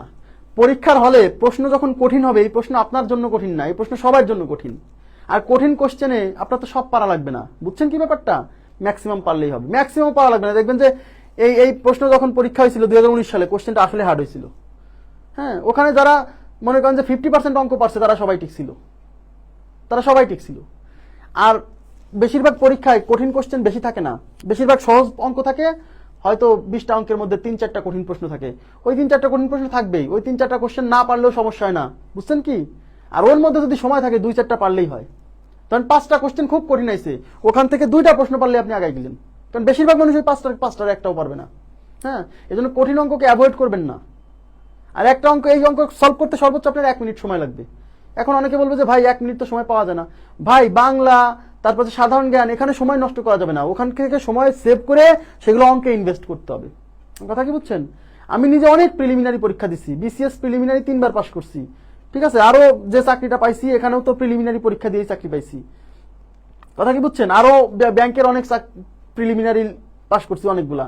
কিন্তু প্রশ্ন হচ্ছে যে আমি কিন্তু কোনো প্রিলিমিনারি পরীক্ষায় অঙ্কে যদি 30টা অঙ্ক থাকতো, আমি সব সময় 30 মিনিট বরাদ্দ রাখতাম। আমি নিজে অঙ্ক পড়াই অনেকদিন ধরে, তারপরেও আমি প্রত্যেকটা অঙ্কের জন্য 1 মিনিট করে বরাদ্দ রাখতাম। মানে প্রথমে সব কোশ্চেন দাগায় শেষ করে ফেলতাম, কোথাও সময় নষ্ট করতাম না। আমি কোথাও বাংলা, ইংরেজি, সাধারণ জ্ঞানে সময় নষ্ট করতাম না। পারলে আমি দ্রুত দাগাবো, না পারলে ওই প্রশ্নে তাড়াতাড়ি সরে যাবো, ওখানে আমি ভাববো না, কেন আমি পারি না, তা ভাবি লাভ কি, সময় নষ্ট করবো কেন। আর আমি ওই সময়টা ইনভেস্ট করতাম অঙ্কে। এখন বলবেন যে আপনি অঙ্ক পড়ান, তাহলে আপনার 30 মিনিট লাগবে কেন? আমি রিস্ক নেবো কেন? আমি ধীরে সুস্থে অঙ্ক করব। আমি যদি 30টা অঙ্ক সলভ করার জন্য 15 মিনিট রাখি, আমার টেনশনে অঙ্ক মিলবে না, খালি টেনশন হবে যে মনে শেষ হয়ে গেল টাইম, একটা অঙ্ক মিলবে না। এই জন্য পরীক্ষার হল কিন্তু খুব টাইম ম্যানেজমেন্ট করতে হবে, খুব গুরুত্বপূর্ণ একটা জায়গা। হ্যাঁ, বাংলা, সাধারণ জ্ঞানে সময় নষ্ট করা যাবে না, ওখানে সময় সেভ করতে হবে, সেই সময়গুলো অঙ্কে ইনভেস্ট করতে হবে। একটা অঙ্ক করতে 1 মিনিটের বেশি লাগে না, যত বড় অঙ্ক। এই যে অঙ্ক আমি আপনাকে বুঝাচ্ছি বলে সময় লাগতেছে, আপনি কি পরীক্ষা হলে কাউকে বুঝাবেন? কাউকে বুঝাবেন না, নিজের ভালো নিজে বোঝেন। অনেকেই বলবে আরে ধর, এত বড় অঙ্ক করার সময় আছে। হ্যাঁ, এই অঙ্ক আপনি এইভাবেই করবেন এবং সময় 1 মিনিটের বেশি লাগবে না, আমি বললাম। কিন্তু ধৈর্য থাকতে হবে, ধৈর্য না থাকলে তো হবে না ভাই। হ্যাঁ, দ্বিতীয় অংশটা দিয়ে, হ্যাঁ দ্বিতীয় অংশ দিয়েও করা যাবে। এক্সাম নিব তো, অনুপাত শেষ হলে এক্সাম নিব, টেনশন করছেন কেন? প্রত্যেকটা চ্যাপ্টারের এক্সাম হবে, প্রত্যেকটা চ্যাপ্টার শেষ হওয়ার সাথে সাথেই 1 সপ্তাহের মধ্যে এক্সাম, টেনশন করেন না, প্রত্যেকটা এক্সাম হবে। দ্বিতীয় অংশ দিয়েও হবে, আপনি করে দেখেন। আবার যদি ববি কবিকে 11টি আপেল দিয়ে দেয়, তাহলে ববি ও কবির কাছে থাকা আপেলের অনুপাত হবে 5:8। আপনি এই অংশ দিয়েও করে দেখেন না, আমার উপর ডিপেন্ড হবেন কেন, আপনি করে দেখেন। তাহলে ববি যদি এই যে দেখেন এদিকে তাকান, এবার কি বলছে, ববি কবিকে 11টি আপেল দিয়ে দিলে, তাহলে এবার কে দিছে, ববি দিছে কয়টা, 11টা। তাহলে ববির আপেল ছিল স্যার 7x, তাহলে 11টা দিয়ে দিলে আপেল হবে 7x - 11। দেখেন ওই অংশ দিয়েও হবে, তাহলে 7x - 11। তাহলে কবির কাছে আপেল কয়টা হবে, কবির কাছে আগে ছিল 9x, যেহেতু ববি কবিকে 11টা দিয়ে দিছে, তাহলে কবির কাছে এখন আপেল সংখ্যা 11টা বেশি হবে, তাহলে 9x + 11 হবে। আর এই ববি আর কবির এই অনুপাতটা হবে এখন কত, 5:8, তাই ইকুয়াল টু 5/8। আর গুণ করে দেন, দেখেন 27 56x, তাহলে 56x - 8 11 88 is equal to 5 9 45x plus 5 11 55। 56 থেকে 88x কত দেখেন, আচ্ছা এখানে মাইনাস হয়ে যাচ্ছে যে, আচ্ছা 88x দিলাম কেন, 88, আচ্ছা 56x, x গুলো এক পাশে নিয়ে আসি, এই 56x থেকে এই 45x এই পাশে বিয়োগ হবে, 56 থেকে 45 বিয়োগ করলে কত হচ্ছে, 11x ইজ ইকুয়াল টু, এই পাশে আছে 55 প্লাস মাইনাস 88, এই পাশে গেলে প্লাস 88, তাহলে 8 5 13 3 হাতে 1, 8 5 13 1 14 143, তাহলে 11x ইজ ইকুয়াল টু 143। তাহলে এখান থেকে আবার x এর মান বেরোবে, এই 11 এই পাশে গুণ আছে, এই পাশে ভাগ হবে, তাহলে x is equal to 143 divided by 11। 11 কে 11 থাকলো 3, 3 এর পরে 3 33, 3 11 33, তার মানে x এর মান আসছে কত, 13। এই যে x এর মান 13 আসছে, এখন আপনি এখানে বসান, তাহলে এটা হচ্ছে 9x - 7x, তাহলে হচ্ছে 2x, তাহলে 2 × x এর মান 13, 13 2 কত 26। কোনো সমস্যা না, আপনি যেভাবে করেন অঙ্ক মিলবে, আপনি যেভাবে করেন কোনো সমস্যা নাই। তার মানে এখানে দুইটা পরের পার্ট দিছে অঙ্কটাকে বড় করার জন্য, আপনাকে ভয় পাই দেওয়ার জন্য, হ্যাঁ নো প্রবলেম। এর কত ছিল এটা, 117, 117 উপরে আমরা 119 চলে যাব। 119 দেখেন, an amount of taka 735 was divided among A B and C. আচ্ছা এরপরে একটা অঙ্ক আমার কাছে 110 নাম্বার অঙ্কটা মনে হয় আমি করাইনি, কিন্তু এখানে 110 নম্বর অঙ্কটা দেখাচ্ছে না কেন, 110 কোথায় গেল, 113 112 111 109 দেখি 117, এগুলো আমি করাইছি,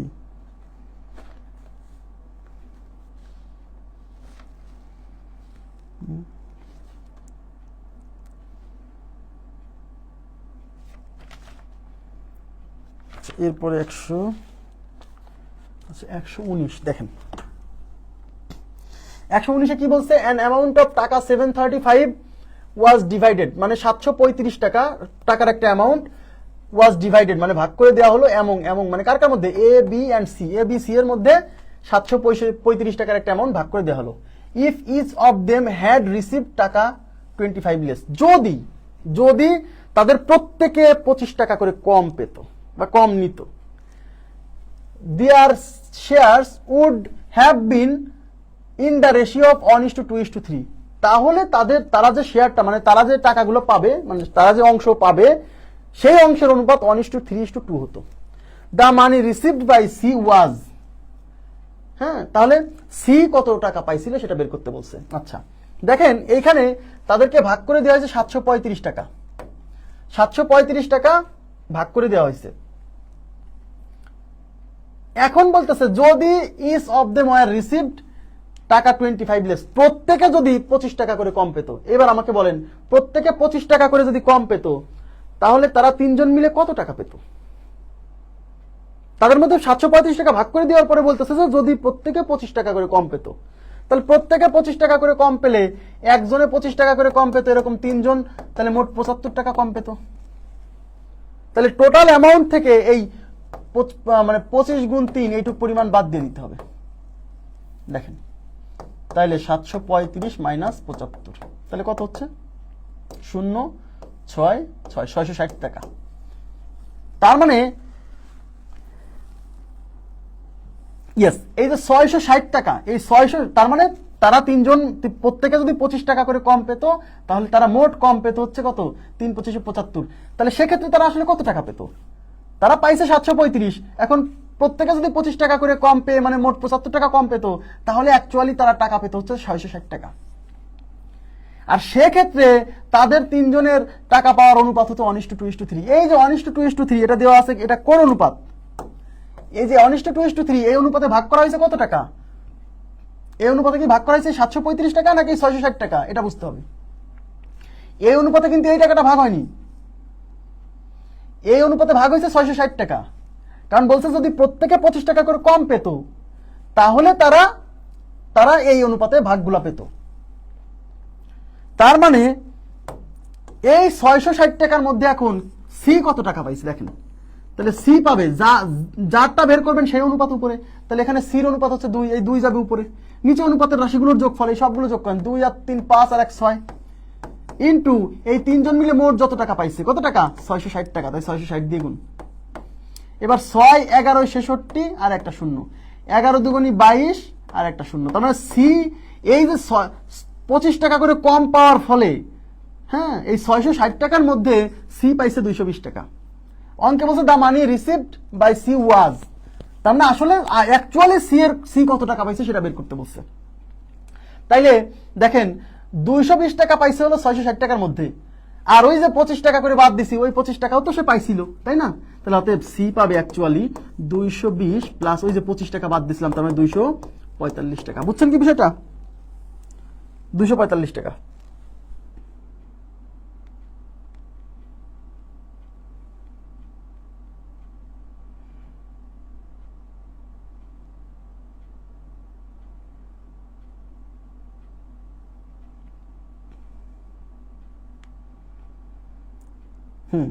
ওকে, এবার আমি চলে যাচ্ছি এরপর 119-এর পরে আমরা সলভ করবো 110 নাম্বার কোশ্চেন। 110, এই 110 নাম্বার প্রশ্ন মূলত লিখিত পরীক্ষার কোশ্চেন। হ্যাঁ, লিখিত পরীক্ষা আসার উপযোগী, এটা নিয়ে টেনশন করবেন না। হ্যাঁ, 110 নাম্বার প্রশ্নে কি বলছে? two horses costs as much as 5 dogs। তার মানে হচ্ছে 2টা ঘোড়ার মূল্য যা হবে 5টা কুকুরের মূল্য তাই হবে। 6 dogs as much as 8 oxen। oxen মানে হচ্ছে ষাঁড়। হ্যাঁ, 6টা কুকুরের দাম যা হবে 8টা ষাঁড়ের দাম তাই হবে। 10 oxen as much as 50 sheep। হ্যাঁ, তার মানে 10টা ষাঁড়ের দাম যা হবে 50টা ভেড়ার মূল্য তাই হবে। 14 sheep as much as 9 goats। তার মানে 14টা ভেড়ার মূল্য যা হবে 9টা ছাগলের মূল্য তাই হবে। If the price of one goat is 70 টাকা, how much will one horse cost? তাহলে একটা ঘোড়ার মূল্য কত? অঙ্ক দেখেই মনে হতেছে অঙ্কটা পারবো না, টেনশন করার দরকার নাই, খুবই সহজ অঙ্ক, একটু বড় হবে যেহেতু লিখিত টাইপ প্রশ্ন, এটা লিখিত আসার জন্য গুরুত্বপূর্ণ। হ্যাঁ, মানে টাইপের প্রশ্ন আসতে পারে। দেখেন এখানে আমাকে ধরে নিতে হবে যে ধরি একটা ঘোড়ার মূল্যকে আমরা এইচ দ্বারা প্রকাশ করব, একটা এবং একটা ডগের মূল্যকে আমরা ডি দ্বারা প্রকাশ করব, একটা ষাঁড়ের মূল্যকে আমরা অক্সেন যেহেতু ও দ্বারা প্রকাশ করব। হ্যাঁ, একটা শিপ ভেড়ার মূল্যকে আমরা এস দ্বারা প্রকাশ করব, একটা গট একটা ছাগলের মূল্যকে আমরা জি দ্বারা প্রকাশ করব। একটা সিঙ্গেল একটা হর্সের মূল্য হচ্ছে এইস। কেন এরকম করতেছি? আমরা এরকম টাইপের একটা কোশ্চেন সলভ করছি, মনে করে দেখেন যে 5টা কলার মূল্য এবং 7টা আপেলের মূল্য, হ্যাঁ 2টি কলার মূল্য এবং 10টা আপেলের মূল্যের সমান, এরকম অঙ্ক করছি। তখন আমরা মনে আছে একটা আপেলের মূল্য এ, একটা কলার মূল্য বি, এরকম ধরে নিয়ে অঙ্ক করতাম, মনে করে দেখেন। তাহলে 2 horses cost as much as 5 dogs। তাহলে একটা ঘোড়ার মূল্য যদি এইস হয় তাহলে 2টা ঘোড়ার মূল্য 2h হবে, বুঝেন? 2h। একটা ডগের মূল্য যদি ডি হয় তাহলে 5টা ডগের মূল্য কি হবে? 5d। ঠিক আছে, এটা সমান এই যে 2টা হর্সের মূল্য 5টা ডগের মূল্য সমান। এখান থেকে আমরা এই যে ধরে নেবেন যে ধরি একটি ঘোড়ার মূল্য এইস, একটি কুকুরের মূল্য ডি, একটি ষাঁড়ের মূল্য ও, একটি ভেড়ার মূল্য এস, একটি ছাগলের মূল্য জি। ঠিক আছে,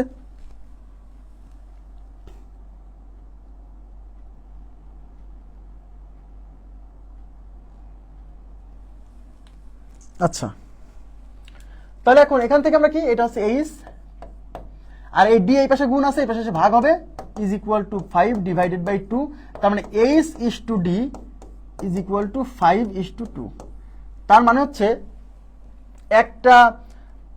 একটা হচ্ছে ঘোড়া এবং একটা কুকুরের মূল্যের অনুপাত 5:2। ক্লিয়ার? ওকে, এইবার আমরা পরের অনুপাত দেখেন, 6 dogs as much as 8 oxen। তার মানে 6টা কুকুর আর 8টা অক্সেনের দাম সমান, তাহলে 6টা কুকুরের দাম কত হবে? 6d। আর 8টা অক্সেনের দাম কত হবে? 8o। এই যে 8o, এই ও আবার 80 মনে করেন না, ও তো এখান থেকে ডি, এই ও এই পাশে গুণ আছে এই পাশে এসে ভাগ হবে, ইজ ইকুয়াল টু 8, এই 6 এই পাশে গুণ আছে এই পাশে এসে ভাগ হবে, 2 দিয়ে কাটেন, 3 দুগুণী 6, 4 দুগুণী 8, তার মানে D is to O is equal to 4:3, তার মানে একটা কুকুর এবং একটা অক্সিজেনের অনুপাত হচ্ছে 4:3। ওকে, এবার পরবর্তীতে কি আছে, 10 oxygen as much as 50 ships.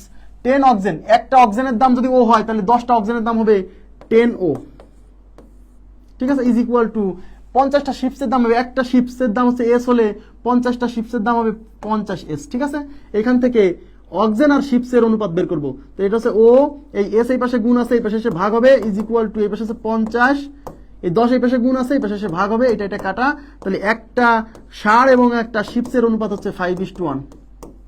ওকে, এটুক শেষ। এবার পরবর্তী 14টা শিপ মানে 14টা ভেড়ার মূল্য অ্যাজ মাস অ্যাজ 9 গটস, তাহলে একটা ভেড়ার মূল্য যদি এস হয় তাহলে 14টা ভেড়ার মূল্য হচ্ছে 14 এস। একটা ছাগলের মূল্য যদি জি হয়, জি ধরছিলাম মনে করেন, তাহলে 9টা ছাগলের মূল্য হচ্ছে 9 জি। তাহলে এখান থেকে এই একটা ভেড়ার মূল্য আর একটা ছাগলের মূল্যের অনুপাত বের করবো। তাহলে এস এই পাশে আছে থাকলো, জি এই পাশে গুণ আছে এই পাশে ভাগ হবে, ইজ ইকুয়াল টু 9, এই 14 এই পাশে গুণ ছিল এই পাশে ভাগ হবে, তার মানে S is to G is equal to 9:14। ব্যাস, এইটুক করে ফেললাম। এইবার এখান থেকে কি করবো জানেন, এই যে দেখেন এইচ ডি ও তারপর হচ্ছে এস আর হচ্ছে জি, এদের একটা ধারাবাহিক অনুপাত তৈরি করে ফেলবো। দেখেন এদিকে তাকান, এখন আমি একটা পেজ নিব, পেজ নিয়ে এগুলো আগে লিখি।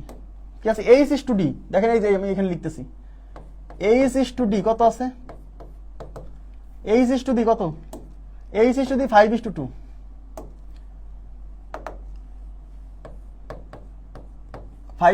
তারপর হচ্ছে দেখেন এই যে D is to O 4:3, D is to O is equal to 4:3। আচ্ছা, তারপরে O is to S 5:1, O ইস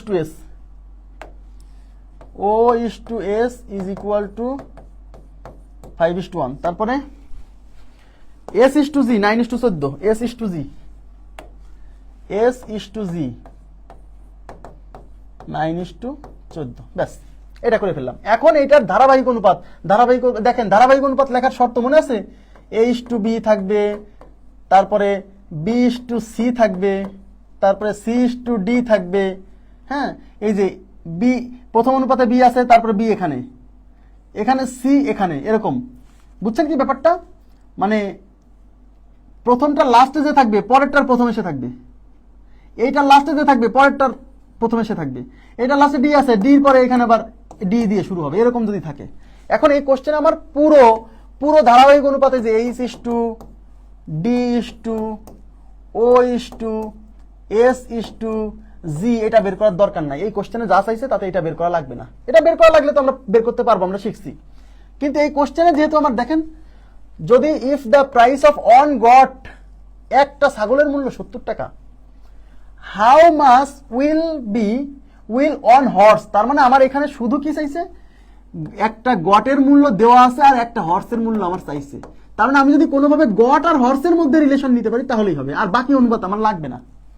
হ্যাঁ, এখন আপনারা দেখেন, আপনাদেরকে আমি একটা জিনিস শিখাইছিলাম, মনে আছে কিনা আমি জানি না, যে যদি এ ইস টু বি, খেয়াল করেন, A is to B, B is to C, C is to D, হ্যাঁ, এবং ডি ইস টু ই, যদি এরকম 4টা অনুপাত দেওয়া থাকে, 3টা থাকলেও সমস্যা নেই, এবং আপনাকে যদি বের করতে বলে প্রথমটা আর শেষটার অনুপাত, খেয়াল করে দেখেন, প্রথমটা আর শেষটা এই দুইটার অনুপাত যদি চাই, তাহলে ধারাবাহিক অনুপাত বের না করে আপনাদেরকে এরকম করাইছিলাম যে A is to B, B is to C, C is to D, D is to E. প্রথমটা আর শেষটার অনুপাত যদি চাই তাহলে কি করছিলাম, এই প্রথমটার মান এই মানে এখানে যে প্রথম যে অনুপাত ছিল সবগুলো গুণ করে পাইতাম, আর এই শেষেরটার মানে দ্বিতীয় অনুপাতগুলো গুণ করে পাইতাম, মনে করে দেখেন। তাহলে এইখানে কিন্তু আমার দেখেন প্রথমে আছে এইচ মানে হর্স, আর লাস্টে আছে গট, আর আমার চাইছেও কিন্তু এটা একটা গটের মূল্য দেওয়া আছে আর একটা হর্সের মূল্য চাইছে। তাহলে আমার তো ভাই সব দরকার নাই, এই প্রথমটা শেষটা নিলেই হবে। তাহলে এই এইচ ইস টু এই জি কেমনে পাবেন, এই প্রথম মানটা পাবেন এই সব প্রথমগুলো গুণ করে, তার মানে 5 × 4 × 5 × 9, ইস টু এই জি এর মান কেমনে পাবেন, এই সব দ্বিতীয়টা গুণ করে 2:3:1:14, এই যে 2 ইন্টু, আচ্ছা এটা আমি একটু এদিকে লিখতে হবে। দেখেন প্রথম হচ্ছে H is to G is equal to, আমি এই ভাগাকারে লিখি, হ্যাঁ। তো এইচ এর মান কেমনে আসবে, এই প্রথমটা গুণ, এই যে তাহলে প্রথম সবগুলো গুণ, তো 5:4:5:9। আর এই জি এর মান কেমনে পাবেন, এটা হচ্ছে দ্বিতীয় সব রাশি গুণ করে, 2:3:1:14, তাহলে 2:3:1:14। দেখেন এই 3 দিয়ে এটা যাবে হচ্ছে 3 বার, কাটাকাটি করতেছি। দেখেন এই 2 দিয়ে এটা যাবে হচ্ছে 2 বার, এই 2 দিয়ে এটা যাবে হচ্ছে 7 বার, আর কিন্তু কাটাকাটি যায় না। তাহলে উপরে কি থাকলো, 5 আর 5 গুণ করলে 25, 3×25=75। আর নিচে কি থাকলো, নিচে সব কিছু কেটে 7, তাহলে 75:7। তার মানে H/G ইজ ইকুয়াল টু 75:7। এটুকু বুঝছেন কিনা বলেন। তার মানে এইচ দ্বারা কি একটা হর্সের দাম, আর জি দ্বারা কি একটা ছাগলের দাম। তার মানে একটা হর্স এবং একটা ছাগলের দামের অনুপাত হচ্ছে 75:7। ওকে, তাহলে আমি ধরে নিতে পারি যে একটা হর্সের দাম হচ্ছে এই অনুপাতের সাথে এখন এক্স ধরে নিব। তাহলে একটা হর্সের দাম 75 অনুপাত, তাহলে 75 সাথে এক্স ধরলে পারে 75x। হ্যাঁ, আর একটা গটের দাম 7 দিয়ে আছে, তাহলে একটা গটের দাম আমি ধরলাম 7x। ওকে, এবার কোশ্চেনে দেখেন দেওয়া আছে যে যদি if the price of on goat is 70, একটা ছাগলের মূল্য যদি 70 টাকা হয়, আর আমি ধরে নিছি একটা ছাগলের মূল্য হচ্ছে 7x, তার মানে এই 7x আর ওই যে 70 এটা সমান, তাহলে অতএব প্রশ্ন মতে 7x ইজ ইকুয়াল টু 70। তাহলে x ইকুয়াল টু এই 7 গুণ আছে পাশে ভাগ হবে, 70 কে 7 দিয়ে ভাগ করলে 10। এই যে x এর মান 10, এই x এর মান কোশ্চেনে চাইছে একটা হর্সের মূল্য কত, একটা হর্সের মূল্য হচ্ছে 75x। তাহলে অতএব একটা হর্সের মূল্য h equal to 75x is equal two 75 into x এর মান 10, 750 টাকা। আপনারা কি বুঝছেন, কাইন্ডলি একটু বলবেন। বুঝছেন কি, কোথাও কোনো কনফিউশন আছে, কোনো কনফিউশন, কোথাও কোনো কনফিউশন আছে? কনফিউশন থাকলে বলবেন কাইন্ডলি, আমি একটু ক্লিয়ার করার চেষ্টা করব।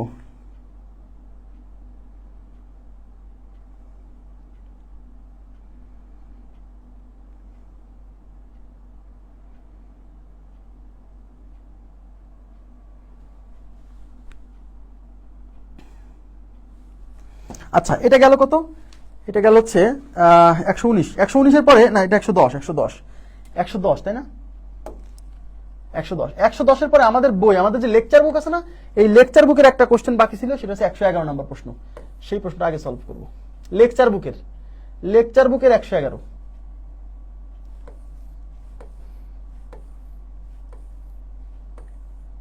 শোনেন, সবকিছু যে সহজ এমন না ব্যাপারটা, কিছু জটিল জিনিস থাকবে। জটিল জিনিস মাথায় না নেওয়ার চেষ্টা করলে কিন্তু আপনি পিছনে পড়ে যাবেন। হ্যাঁ, কারণ ওই জটিল জিনিসগুলোই পার্থক্য ক্রিয়েট করে দিবে আপনার সাথে অন্যদের। আচ্ছা, এখানে কি বলছে, একটি পেন্সিল ও একটি কলমের ক্রয় মূল্যের অনুপাত হচ্ছে 3:7। একটা পেন্সিল এবং একটা কলমের ক্রয় মূল্যের অনুপাত, এই যে 3:7, কিন্তু এই 3 দ্বারা বোঝাচ্ছে পেন্সিলের ক্রয় মূল্য, আর এই 7 দ্বারা বোঝাচ্ছে কলমের ক্রয় মূল্য। ওকে ফাইন, তাদের বিক্রয় মূল্যের অনুপাত 1:4, তার মানে 1:4 হচ্ছে তাদের বিক্রয় মূল্যের অনুপাত। ওকে ফাইন, যদি পণ্য দুটি বিক্রয় করে লোকসানের পরিমাণ সমান হয়, এই পণ্য দুটা বিক্রয় করে লোকসান সমান হয়েছে। আচ্ছা, তবে কলমের ক্রয় মূল্য এবং বিক্রয় মূল্যের অনুপাত কত? কি চাইছে আগে বুঝতে হবে, কলমের ক্রয় মূল্য এবং বিক্রয় মূল্যের অনুপাত। তার মানে আমাকে কলমের ক্রয় মূল্য আর কলমের বিক্রয় মূল্যের অনুপাত বের করতে হবে। দেখেন এখানে এই যে অনুপাত, এটা হচ্ছে ক্রয় মূল্যের অনুপাত। আমি ক্রয় মূল্য, খেয়াল করেন প্লিজ, ক্রয় মূল্য আর বিক্রয় মূল্যের জায়গাটা আমি এখানে ক্রয় মূল্যের জিনিস দেখাবো, আর এখানে বিক্রয় মূল্যের জিনিস দেখাবো।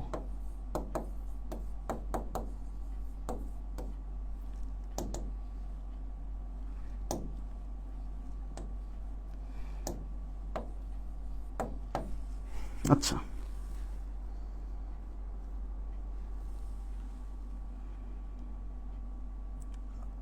আগের অঙ্ক কই, মানে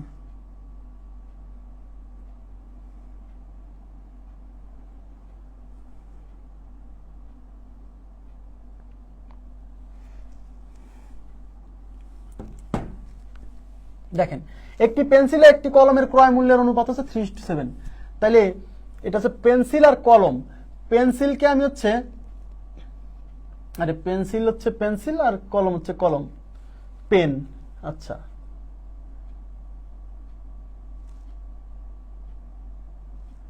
আচ্ছা পি তে পেন্সিল, হ্যাঁ, আর কে তে কলম, কারণ পেন্সিলের ইংলিশ পেন্সিল আর কলমের ইংলিশ হচ্ছে পেন, দুই জায়গায় যেহেতু পি আছে তাই আমি পেন্সিলকে পি দ্বারা প্রকাশ করতেছি আর কলমকে কে দ্বারা প্রকাশ করতেছি, কিছু মনে করেন না। হ্যাঁ, তাহলে পেন্সিলের ক্রয় মূল্য এবং কলমের ক্রয় মূল্যের অনুপাত 3:7। তাহলে আমাকে বলেন আমি কি তাহলে ধরতে পারি যে পেন্সিলের ক্রয় মূল্যকে আমি 3x ধরলাম, হ্যাঁ, আর কলমের ক্রয় মূল্যকে আমি 7x ধরলাম, ধরা যায় কিনা বলেন? ধরে নিলাম, অনুপাতের সাথে x গুণ আকারে ধরতে হবে। এইবার বিক্রয় মূল্যের অনুপাত, এই জায়গায় মনোযোগ দিন। তাহলে বিক্রয় মূল্যের অনুপাত, এটা কার কার বিক্রয় মূল্য? একটা পেন্সিল এবং একটা কলমের বিক্রয় মূল্য। তাহলে একটা পেন্সিলের বিক্রয় মূল্যকে আমি পি দ্বারা প্রকাশ করতেছি, আর একটা কলমের বিক্রয় মূল্যকে আমি কে দ্বারা প্রকাশ করতেছি।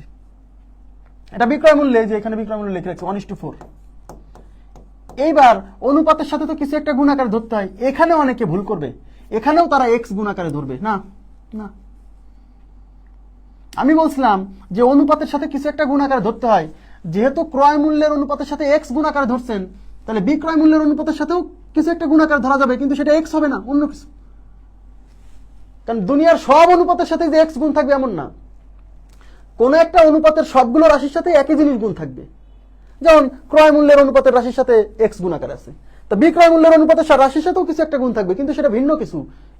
আগেও কিন্তু বুঝাইছি যে সব অনুপাতের সাথে যে এক্স গুণাকারে থাকবে এমন না, এক একটা অনুপাতের সাথে এক এক জিনিস গুণাকারে থাকে। তো ক্রয় মূল্যের অনুপাতের সাথে যদি এক্স গুণাকারে ধরছেন, তার মানে বিক্রয় মূল্যের অনুপাতের সাথে ভিন্ন কিছু গুণাকারে ধরতে হবে। ধরে নেন যে বিক্রয় মূল্যের অনুপাতের সাথে ওয়াই গুণাকারে আছে, তাহলে এই একটা কলমের বিক্রয় মূল্য হচ্ছে 1 এর সাথে ওয়াই গুণ করলে আমি ধরলাম ওয়াই টাকা, আর একটা পেন্সিলের বিক্রয় মূল্য ওয়াই টাকা, আর কলমের বিক্রয় মূল্য আমি ধরলাম 4 এর সাথে ওয়াই গুণাকারে ধরলে 4y টাকা। ক্লিয়ার ব্যাপারটা? ক্লিয়ার? এখন অঙ্কে নির্ণয় করতে বলছে কি? অঙ্কে নির্ণয় করতে বলছে তবে কলমের ক্রয় মূল্য এবং বিক্রয় মূল্য, মানে কলমের ক্রয় মূল্য এবং কলমের বিক্রয় মূল্যের অনুপাত। তো কলমের, এই যে কলম মানে কি, কলমের ক্রয় মূল্য হচ্ছে 7x আর কলমের বিক্রয় মূল্য হচ্ছে 4y। তাহলে এই 7x আর 4y এইটার অনুপাত চাইছে, এই মানটা বের করতে বলছে। এইটুকু বুঝছেন কিনা বলেন প্লিজ, কাইন্ডলি একটু রেসপন্স করতে হবে। এইটুকু বুঝছেন কিনা বলেন? বইয়ের 81 নাম্বার, বইয়ের 81 নাম্বারে কি আছে দেখি তো, বইয়ের 81 নাম্বারে কি আছে আগে দেখি। এটুকু বুঝছেন? প্লিজ কাইন্ডলি একটু রেসপন্স করেন তো।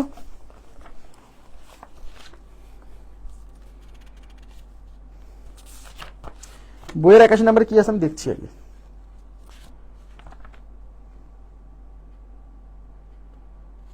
আচ্ছা করে দিব, সমস্যা নেই। বইয়ের 81 নাম্বার আজকে সলভ হয়ে যাবে, সমস্যা নেই। আচ্ছা এখন আমাকে বলেন, আপনি যদি এই মানটা বের করতে চান, আপনার এক্স এর মান লাগবে, ওয়াই এর মান জানা লাগবে। এক্স আর ওয়াই এর এই মান যদি আপনি না জানতে পারেন তাহলে তো এটা হবে না। আর এক্স আর এই ওয়াই এর মান বের করার জন্য এখানে অবশ্যই একটা শর্ত দেওয়া আছে, বলছে যদি পণ্য দুটি বিক্রয় করে লোকসানের পরিমাণ সমান হয়। তার মানে এই পণ্য দুইটা বিক্রি করে দুইটা বেশি লস হয়েছে, মানে কলম বেশি লস হয়েছে, পেন্সিল বেশি লস হয়েছে, লসের পরিমাণ সমান। হ্যাঁ, এখন আমাকে বলেন লস কেমনে বের করে? মনে করেন কোন একটা জিনিস আপনি 30 টাকা দিয়ে কিনছেন আর সেটা 20 টাকায় বিক্রি করছেন, তাহলে লস কয় টাকা? 10 টাকা। লস বের করছেন কিভাবে?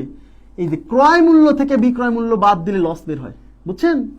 ক্রয় মূল্য 30 টাকা, বিক্রয় মূল্য 10 টাকা, তাহলে লস হচ্ছে ক্রয় মূল্য থেকে বিক্রয় মূল্য বাদ দিলে লস বের হয়, ঠিক আছে?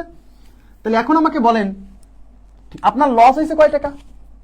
কলম বেসে লস হয়েছে কয় টাকা বলেন? পেন্সিল বেসে লস হয়েছে কত? পেন্সিলের ক্রয় মূল্য হচ্ছে 3x আর পেন্সিলের বিক্রয় মূল্য হচ্ছে y, তাহলে পেন্সিল বেসে লস হয়েছে 3x মাইনাস y। আবার বলছি লস মানে হচ্ছে ক্রয় মূল্য থেকে বিক্রয় মূল্য বাদ দিলে লস পাওয়া যায়। আপনার লস হয়েছে, তার মানে কেনা দাম বেশি ছিল, বিক্রয় মূল্য কম। তো যে দাম দিয়ে কিনছিলেন সেটা থেকে যদি কত দামে বিক্রি করছেন সেটা বাদ দিলেই তো কতটুকু লস হয়েছে সেটা বেড়ে যাবে। ইয়েস, তাহলে কলম বেসে, পেন্সিল বেসে কতটুকু লস হয়েছে? এই যে পেন্সিলের ক্রয় মূল্য হচ্ছে 3x, দেখেন এদিকে তাকান, আর পেন্সিলের বিক্রয় মূল্য হচ্ছে y, তার মানে 3x থেকে y বাদ দিলে এটা হচ্ছে পেন্সিল বেসে লস। কলম বেসে কতটুকু লস হয়েছে? এই যে কলমের ক্রয় মূল্য 7x, তাহলে এই কলমের ক্রয় মূল্য 7x থেকে কলমের বিক্রয় মূল্য 4y, এটা বাদ দিলে পারে এটা হচ্ছে কলম বেসে লস হয়েছে। অঙ্কে বলছে যদি পণ্য দুটি বিক্রয় করে লসের পরিমাণ সমান হয়, অর্থাৎ এই যে এটা হচ্ছে পেন্সিল বেসে লস, এটা হচ্ছে কলম বেসে লস, এই লসটা কি সমান। এখান থেকে আপনাকে সমাধান করে এক্স আর ওয়াই এর অনুপাত তৈরি করতে হবে, সেটা এখানে বসাই দিলে অঙ্ক শেষ। তাহলে এক্স গুলো এক পাশে নিয়ে আসেন, তাহলে এই পাশে আছে 3x, এই 7x এই পাশে আসবে -7x ইজ ইকুয়াল টু এই পাশে আছে -4y, এই -y ওই পাশে গেলে +y।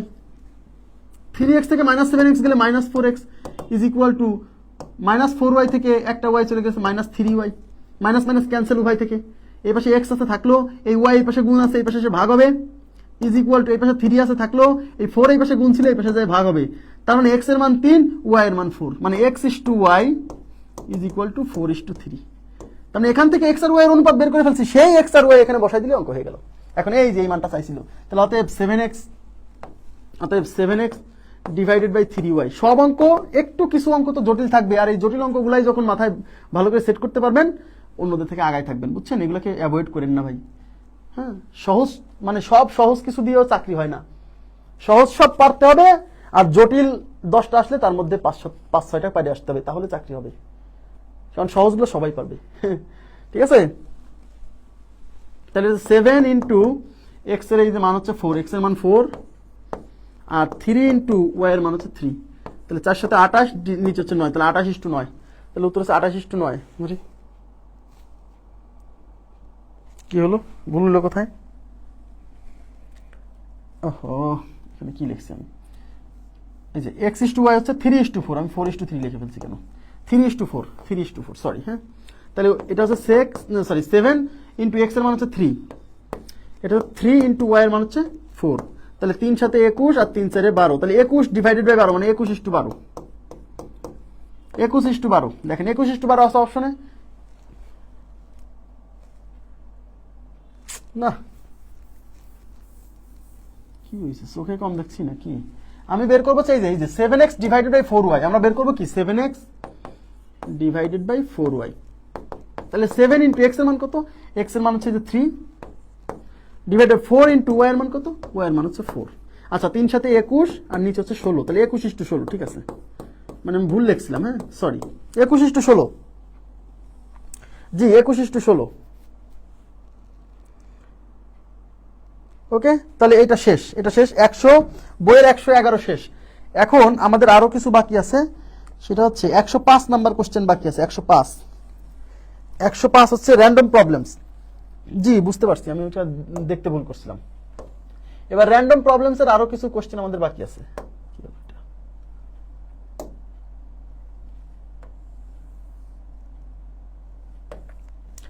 র্যান্ডম প্রবলেমস এর 105 দেখেন। আচ্ছা, র্যান্ডম প্রবলেমস এর 105 কই গেল?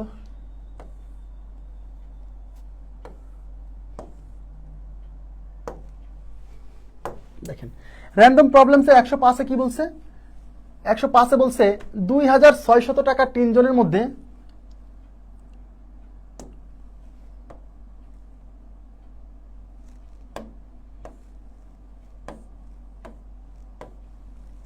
দেখেন 2600 টাকা মানে 2600 টাকা কি করছে?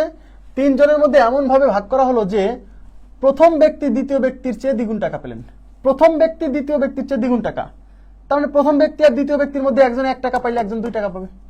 কে 2 টাকা, কে 1 টাকা? যে বেশি পাইছে সে 2, যে কম পাবে সে 1। এই টাইপের কোশ্চেন আসলে যে একজন আরেকজনের দ্বিগুণ, একজন আরেকজনের 1/3, এগুলো আসলেই অনুপাত তৈরি করে ফেলবেন। অনুপাতের সময় একজন আরেকজনের দ্বিগুণ মানে একজন 1 পেলে একজন 2, কে 1 কে 2, যে বেশি পাইছে সে 2 আর যে কম পাইছে সে 1, তাই না? এইভাবে করতে বলছি। আচ্ছা, এবং দ্বিতীয় ব্যক্তি তৃতীয় ব্যক্তির 1/10 গুণ টাকা পেল। 1/10 গুণ মানে কি? 1/10 গুণ মানে একজন 1 টাকা পাইলে একজন 10 টাকা, এই যে 1/10। 1/3 গুণ মানে একজন 1 টাকা পাইলে একজন 3 টাকা। হ্যাঁ, আচ্ছা, তৃতীয় ব্যক্তি কত টাকা পেল? কোনো সমস্যা নেই। তাহলে আমরা প্রথম যে কথাটা বলছে 2600 টাকা 3 জনের মধ্যে এমন ভাবে ভাগ করা হলো যে প্রথম ব্যক্তি দ্বিতীয় ব্যক্তির চেয়ে দ্বিগুণ।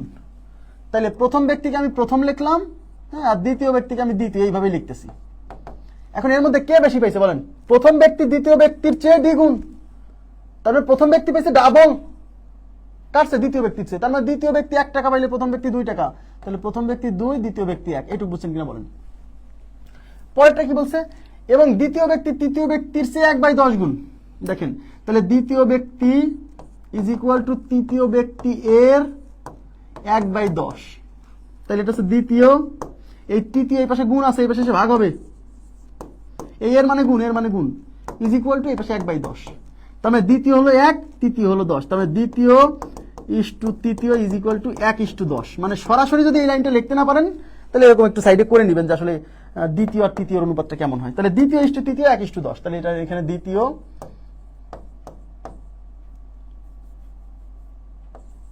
ইস টু তৃতীয় ইজ ইকুয়াল টু 1:10।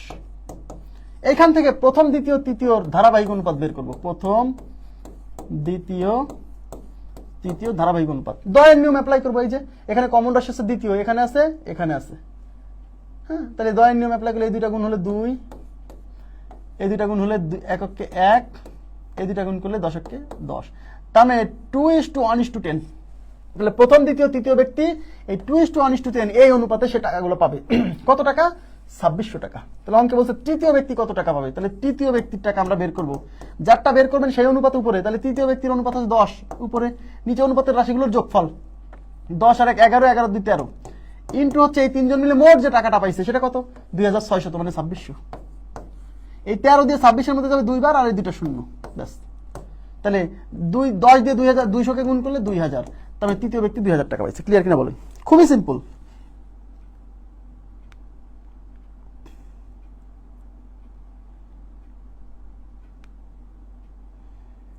ঠিক আছে, আচ্ছা এবার আমি চলে যাচ্ছি 105-এর পর 106। 106 কি বলছে দেখেন। আচ্ছা 106 সুমনের বেতন, আচ্ছা সমস্যা নেই। Random problems 106। হ্যাঁ, প্রাইমারি ব্যাচের ক্লাস হবে তো। আমি বলছি না যে বাংলা ক্লাস আজকে ক্লোজড হবে, বাংলা ক্লাস ক্লোজড হবে, আর হচ্ছে জিকে ক্লাস তো আর 4টা ক্লাস হলে হয়ে যাচ্ছে, সমস্যা নেই। আর হচ্ছে বিজ্ঞান ক্লাস ক্লোজড হবে এই সপ্তাহে। বিজ্ঞান আর বাংলা ক্লোজড হলে আমার শিডিউল এবং বিজ্ঞান বাংলার শিডিউলে ক্লাস হবে হচ্ছে প্রাইমারি ব্যাচে গণিত, মানে গণিত ক্লাস ওখানেও 5 দিন হবে। ঠিক আছে, যেহেতু এগুলো ক্লাস ক্লোজড হয়ে যাচ্ছে, টেনশন করেন না। সুমনের বেতন রহিমের বেতনের 210%। সুমনের বেতন রহিমের বেতনের 210%। তাহলে এখানে আমি কি বলছিলাম যে কারটা 100 ধরতে হবে, যার সাপেক্ষে বর্ণনাটা দেওয়া আছে তারটা 100 ধরতে হবে। তাহলে কার বেতনের সাথে এর লাগানো আছে? এই যে রহিমের বেতনের, তার মানে রহিমের বেতনের সাথে এর লাগানো আছে, তার মানে এখানে রহিমেরটা 100 ধরতে হবে। রহিম 100, তাহলে সুমন হচ্ছে 210%, মানে একজনেরটা 100 ধরলে আর একজনেরটা 210। শতকরার এই একটা সুবিধা, একজনের বেতন আর একজনের বেতনের 170%, মানে একজনের যদি 100 হয় আর একজনের 170। একজনের বেতন আর একজনের বেতনের 210%, মানে একজনের যদি 100 হয় আর একজনের 210। এখন কারটা 100 ধরবো সেটা ইম্পর্টেন্ট, যার তারটা 100 ধরা যাবে না। সুমনের বেতন রহিমের বেতনের 210%।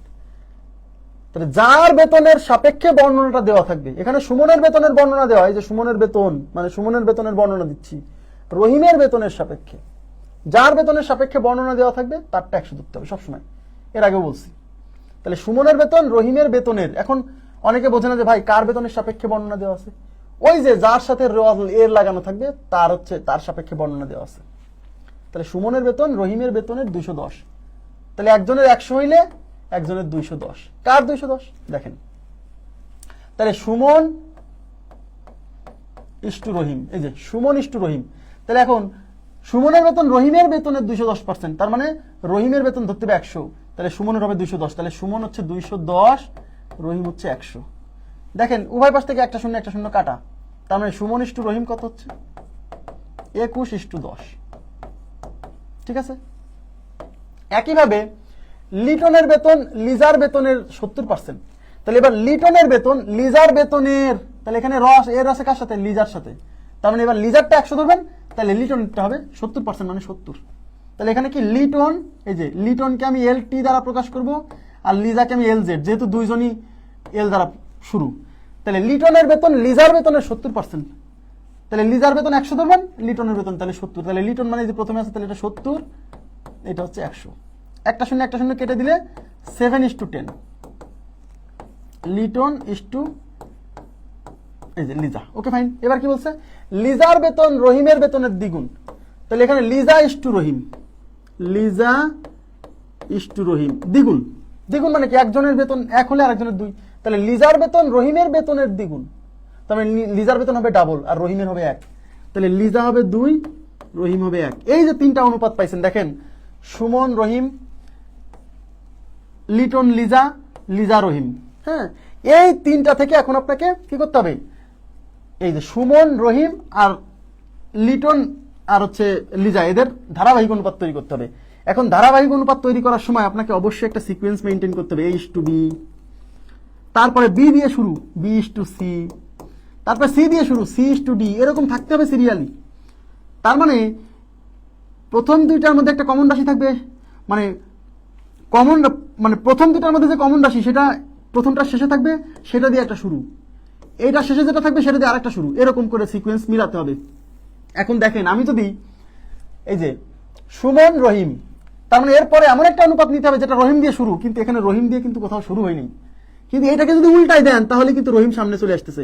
তাই রহিমকে যদি আমি এখানে নিয়ে আসি, ইস্টু লিজা এটা লিখি, তাহলে 1:2। এইবার দেখেন মিলানো যাবে, সুমন রহিম, এবার রহিম দিয়ে শুরু, রহিম লিজা, এবার পরে দেখতে হবে লিজা দিয়ে শুরু, এই যে লিজা দিয়ে এখানে শুরু হয়নি, তার মানে এই অনুপাতটাকে উল্টা দিয়ে লিজাকে সামনে আনলে কিন্তু আমার কাজ হয়ে যাচ্ছে। তাহলে লিজাকে সামনে নিয়ে আসি, LZ ইস্টু এটা হচ্ছে LT ইজ ইকুয়াল টু এটা 10:7।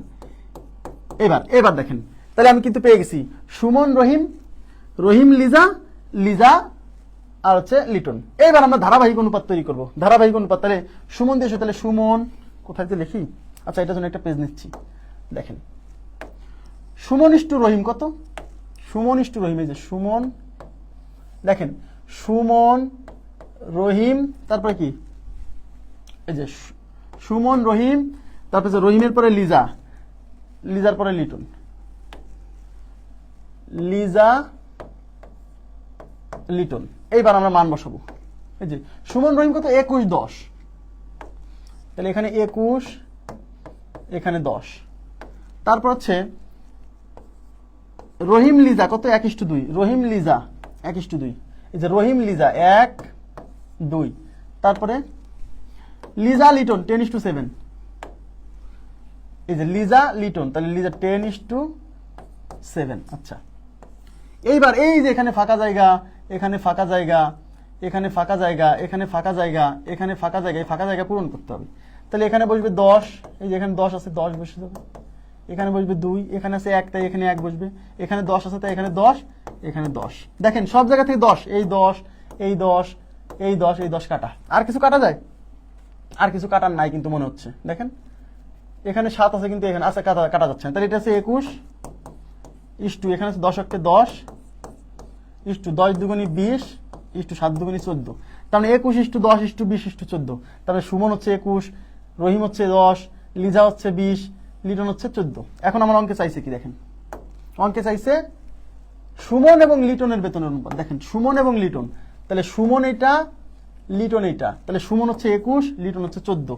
তার মানে Suman is to Liton is equal two 21:14। এখন এটা 7 দিয়ে কাটা যায়, দেখেন 3 7 21, 7 দুগুণী 14, তার মানে 3:2, 3:2। বোঝা গেছে ব্যাপারটা? 3:2 হয়েছে। 49তম বিসিএস নিয়ে কথা বলবো, হ্যাঁ আজকে না, এটা সিলেবাসটা দিক তারপর।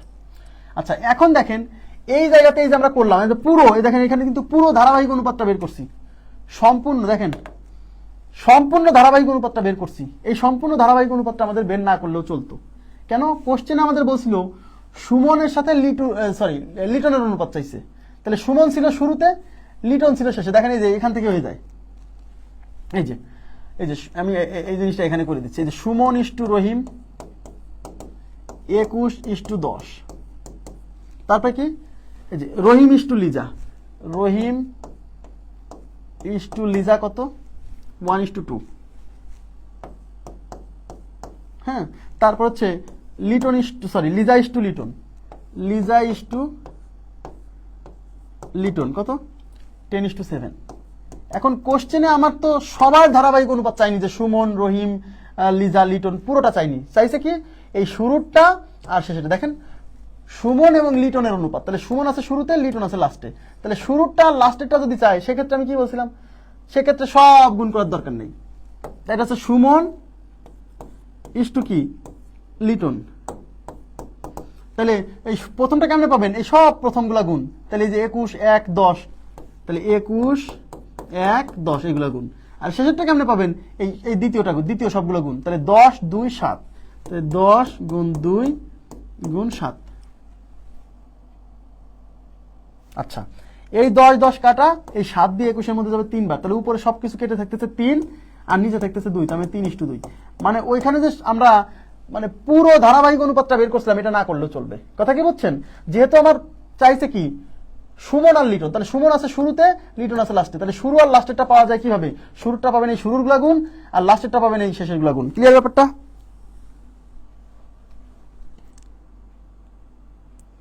আরে ভাই, এগুলা অল্প সময়ে সলভ করা যায় না, আপনি বোঝেন না এই কথাটা?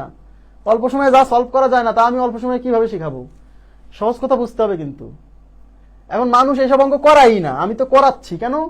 কারণ আমি করাচ্ছি এই জন্য, কারণ আমি আপনাকে বাস্তবতা বোঝাচ্ছি যে পরীক্ষার হলে সব অঙ্ক সহজ হবে না। হ্যাঁ, সব অঙ্ক সহজ হবে না। 20টা প্রশ্নের মধ্যে দেখা যাবে যে 3-4টা কোশ্চেন একটু জটিল হবে। সেই জটিল প্রশ্নগুলা একটু বেশি টাইম লাগবে, এই হয়তো 1 মিনিট বা 1.5 মিনিট সময় লাগবে, ওইটুক সময় আপনি পাবেন। সব অঙ্ক তো এরকম হবে না। তো এই অঙ্কতে এইভাবেই করতে হবে। এই অঙ্ক আপনি যদি এখন বলেন যে শর্ট কিছু দেখান, তাহলে অঙ্ক উত্তর মুখস্থ করতে হবে, কিছু করার নেই। মানুষ আপনাকে এইসব অঙ্ক করাবেই না, কিন্তু আমি এগুলো খুঁজে খুঁজে করাচ্ছি। কেন? কারণ আমি আপনাকে বাস্তবতা বোঝাচ্ছি যে ভালো জব পেতে হলে আপনাকে এইসব অঙ্ক প্রাপ্ত করতে হবে। এটা আপনি কতটুকু তাড়াতাড়ি করতে পারবেন, এই যে এইগুলো ধরা, যে কার্ডটা 100 ধরতে হবে, এই ব্যাপারগুলো যখন মাথায় মানে গেঁথে যাবে, তখন এগুলো কি দ্রুত লিখতে পারবেন। এই এছাড়া এমন না যে এইগুলো আপনাকে মানে মানে জাদুকরি খুব কোনো মেথডে অঙ্ক করে দেবো, এরকম না ভাই, এরকম হয় না। আপনাকে যদি এইসব কেউ বলে, তাহলে সেগুলো ভুল কথা। হ্যাঁ, এগুলো অঙ্ক তো মানুষ করাই না, আমি তো করাচ্ছি, আপনারা বুঝতে চান না এই আর কি ব্যাপারটা।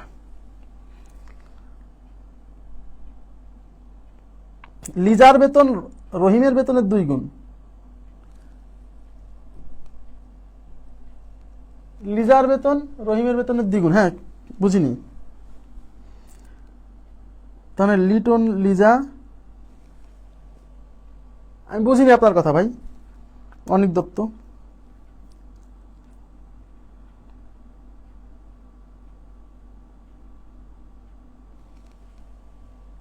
Suman is to Liton,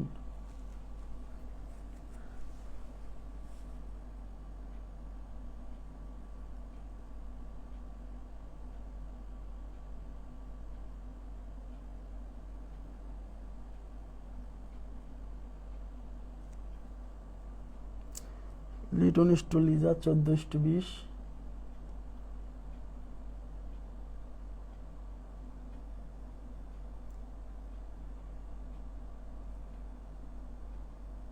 Liton greater than Liza.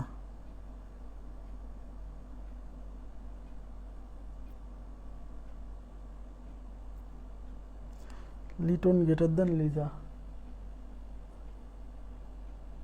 লিটনের বেতন লিজার বেতনের 70%। কেমনে বেশি হয়? একজনের বেতন আরেকজনের বেতনের 70% বেশি হলে লিটন কিভাবে?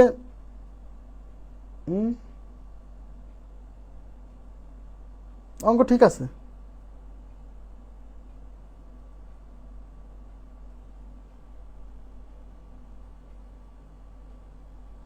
করেন, যেভাবে যেভাবে পারেন করেন, সমস্যা নেই, কোনো প্রবলেম নেই। লিটন লিজা সুমন লিটন, আপনি অনুপাতের রেশিও অ্যাডজাস্ট করছেন তাই না? 2টাকে 14 বানাইছেন, হ্যাঁ করা যাবে, সমস্যা নেই। লিটন লিজা সুমন লিটন, হ্যাঁ ওটাও করা যাবে, ওখানেও করা যাবে, সমস্যা নেই।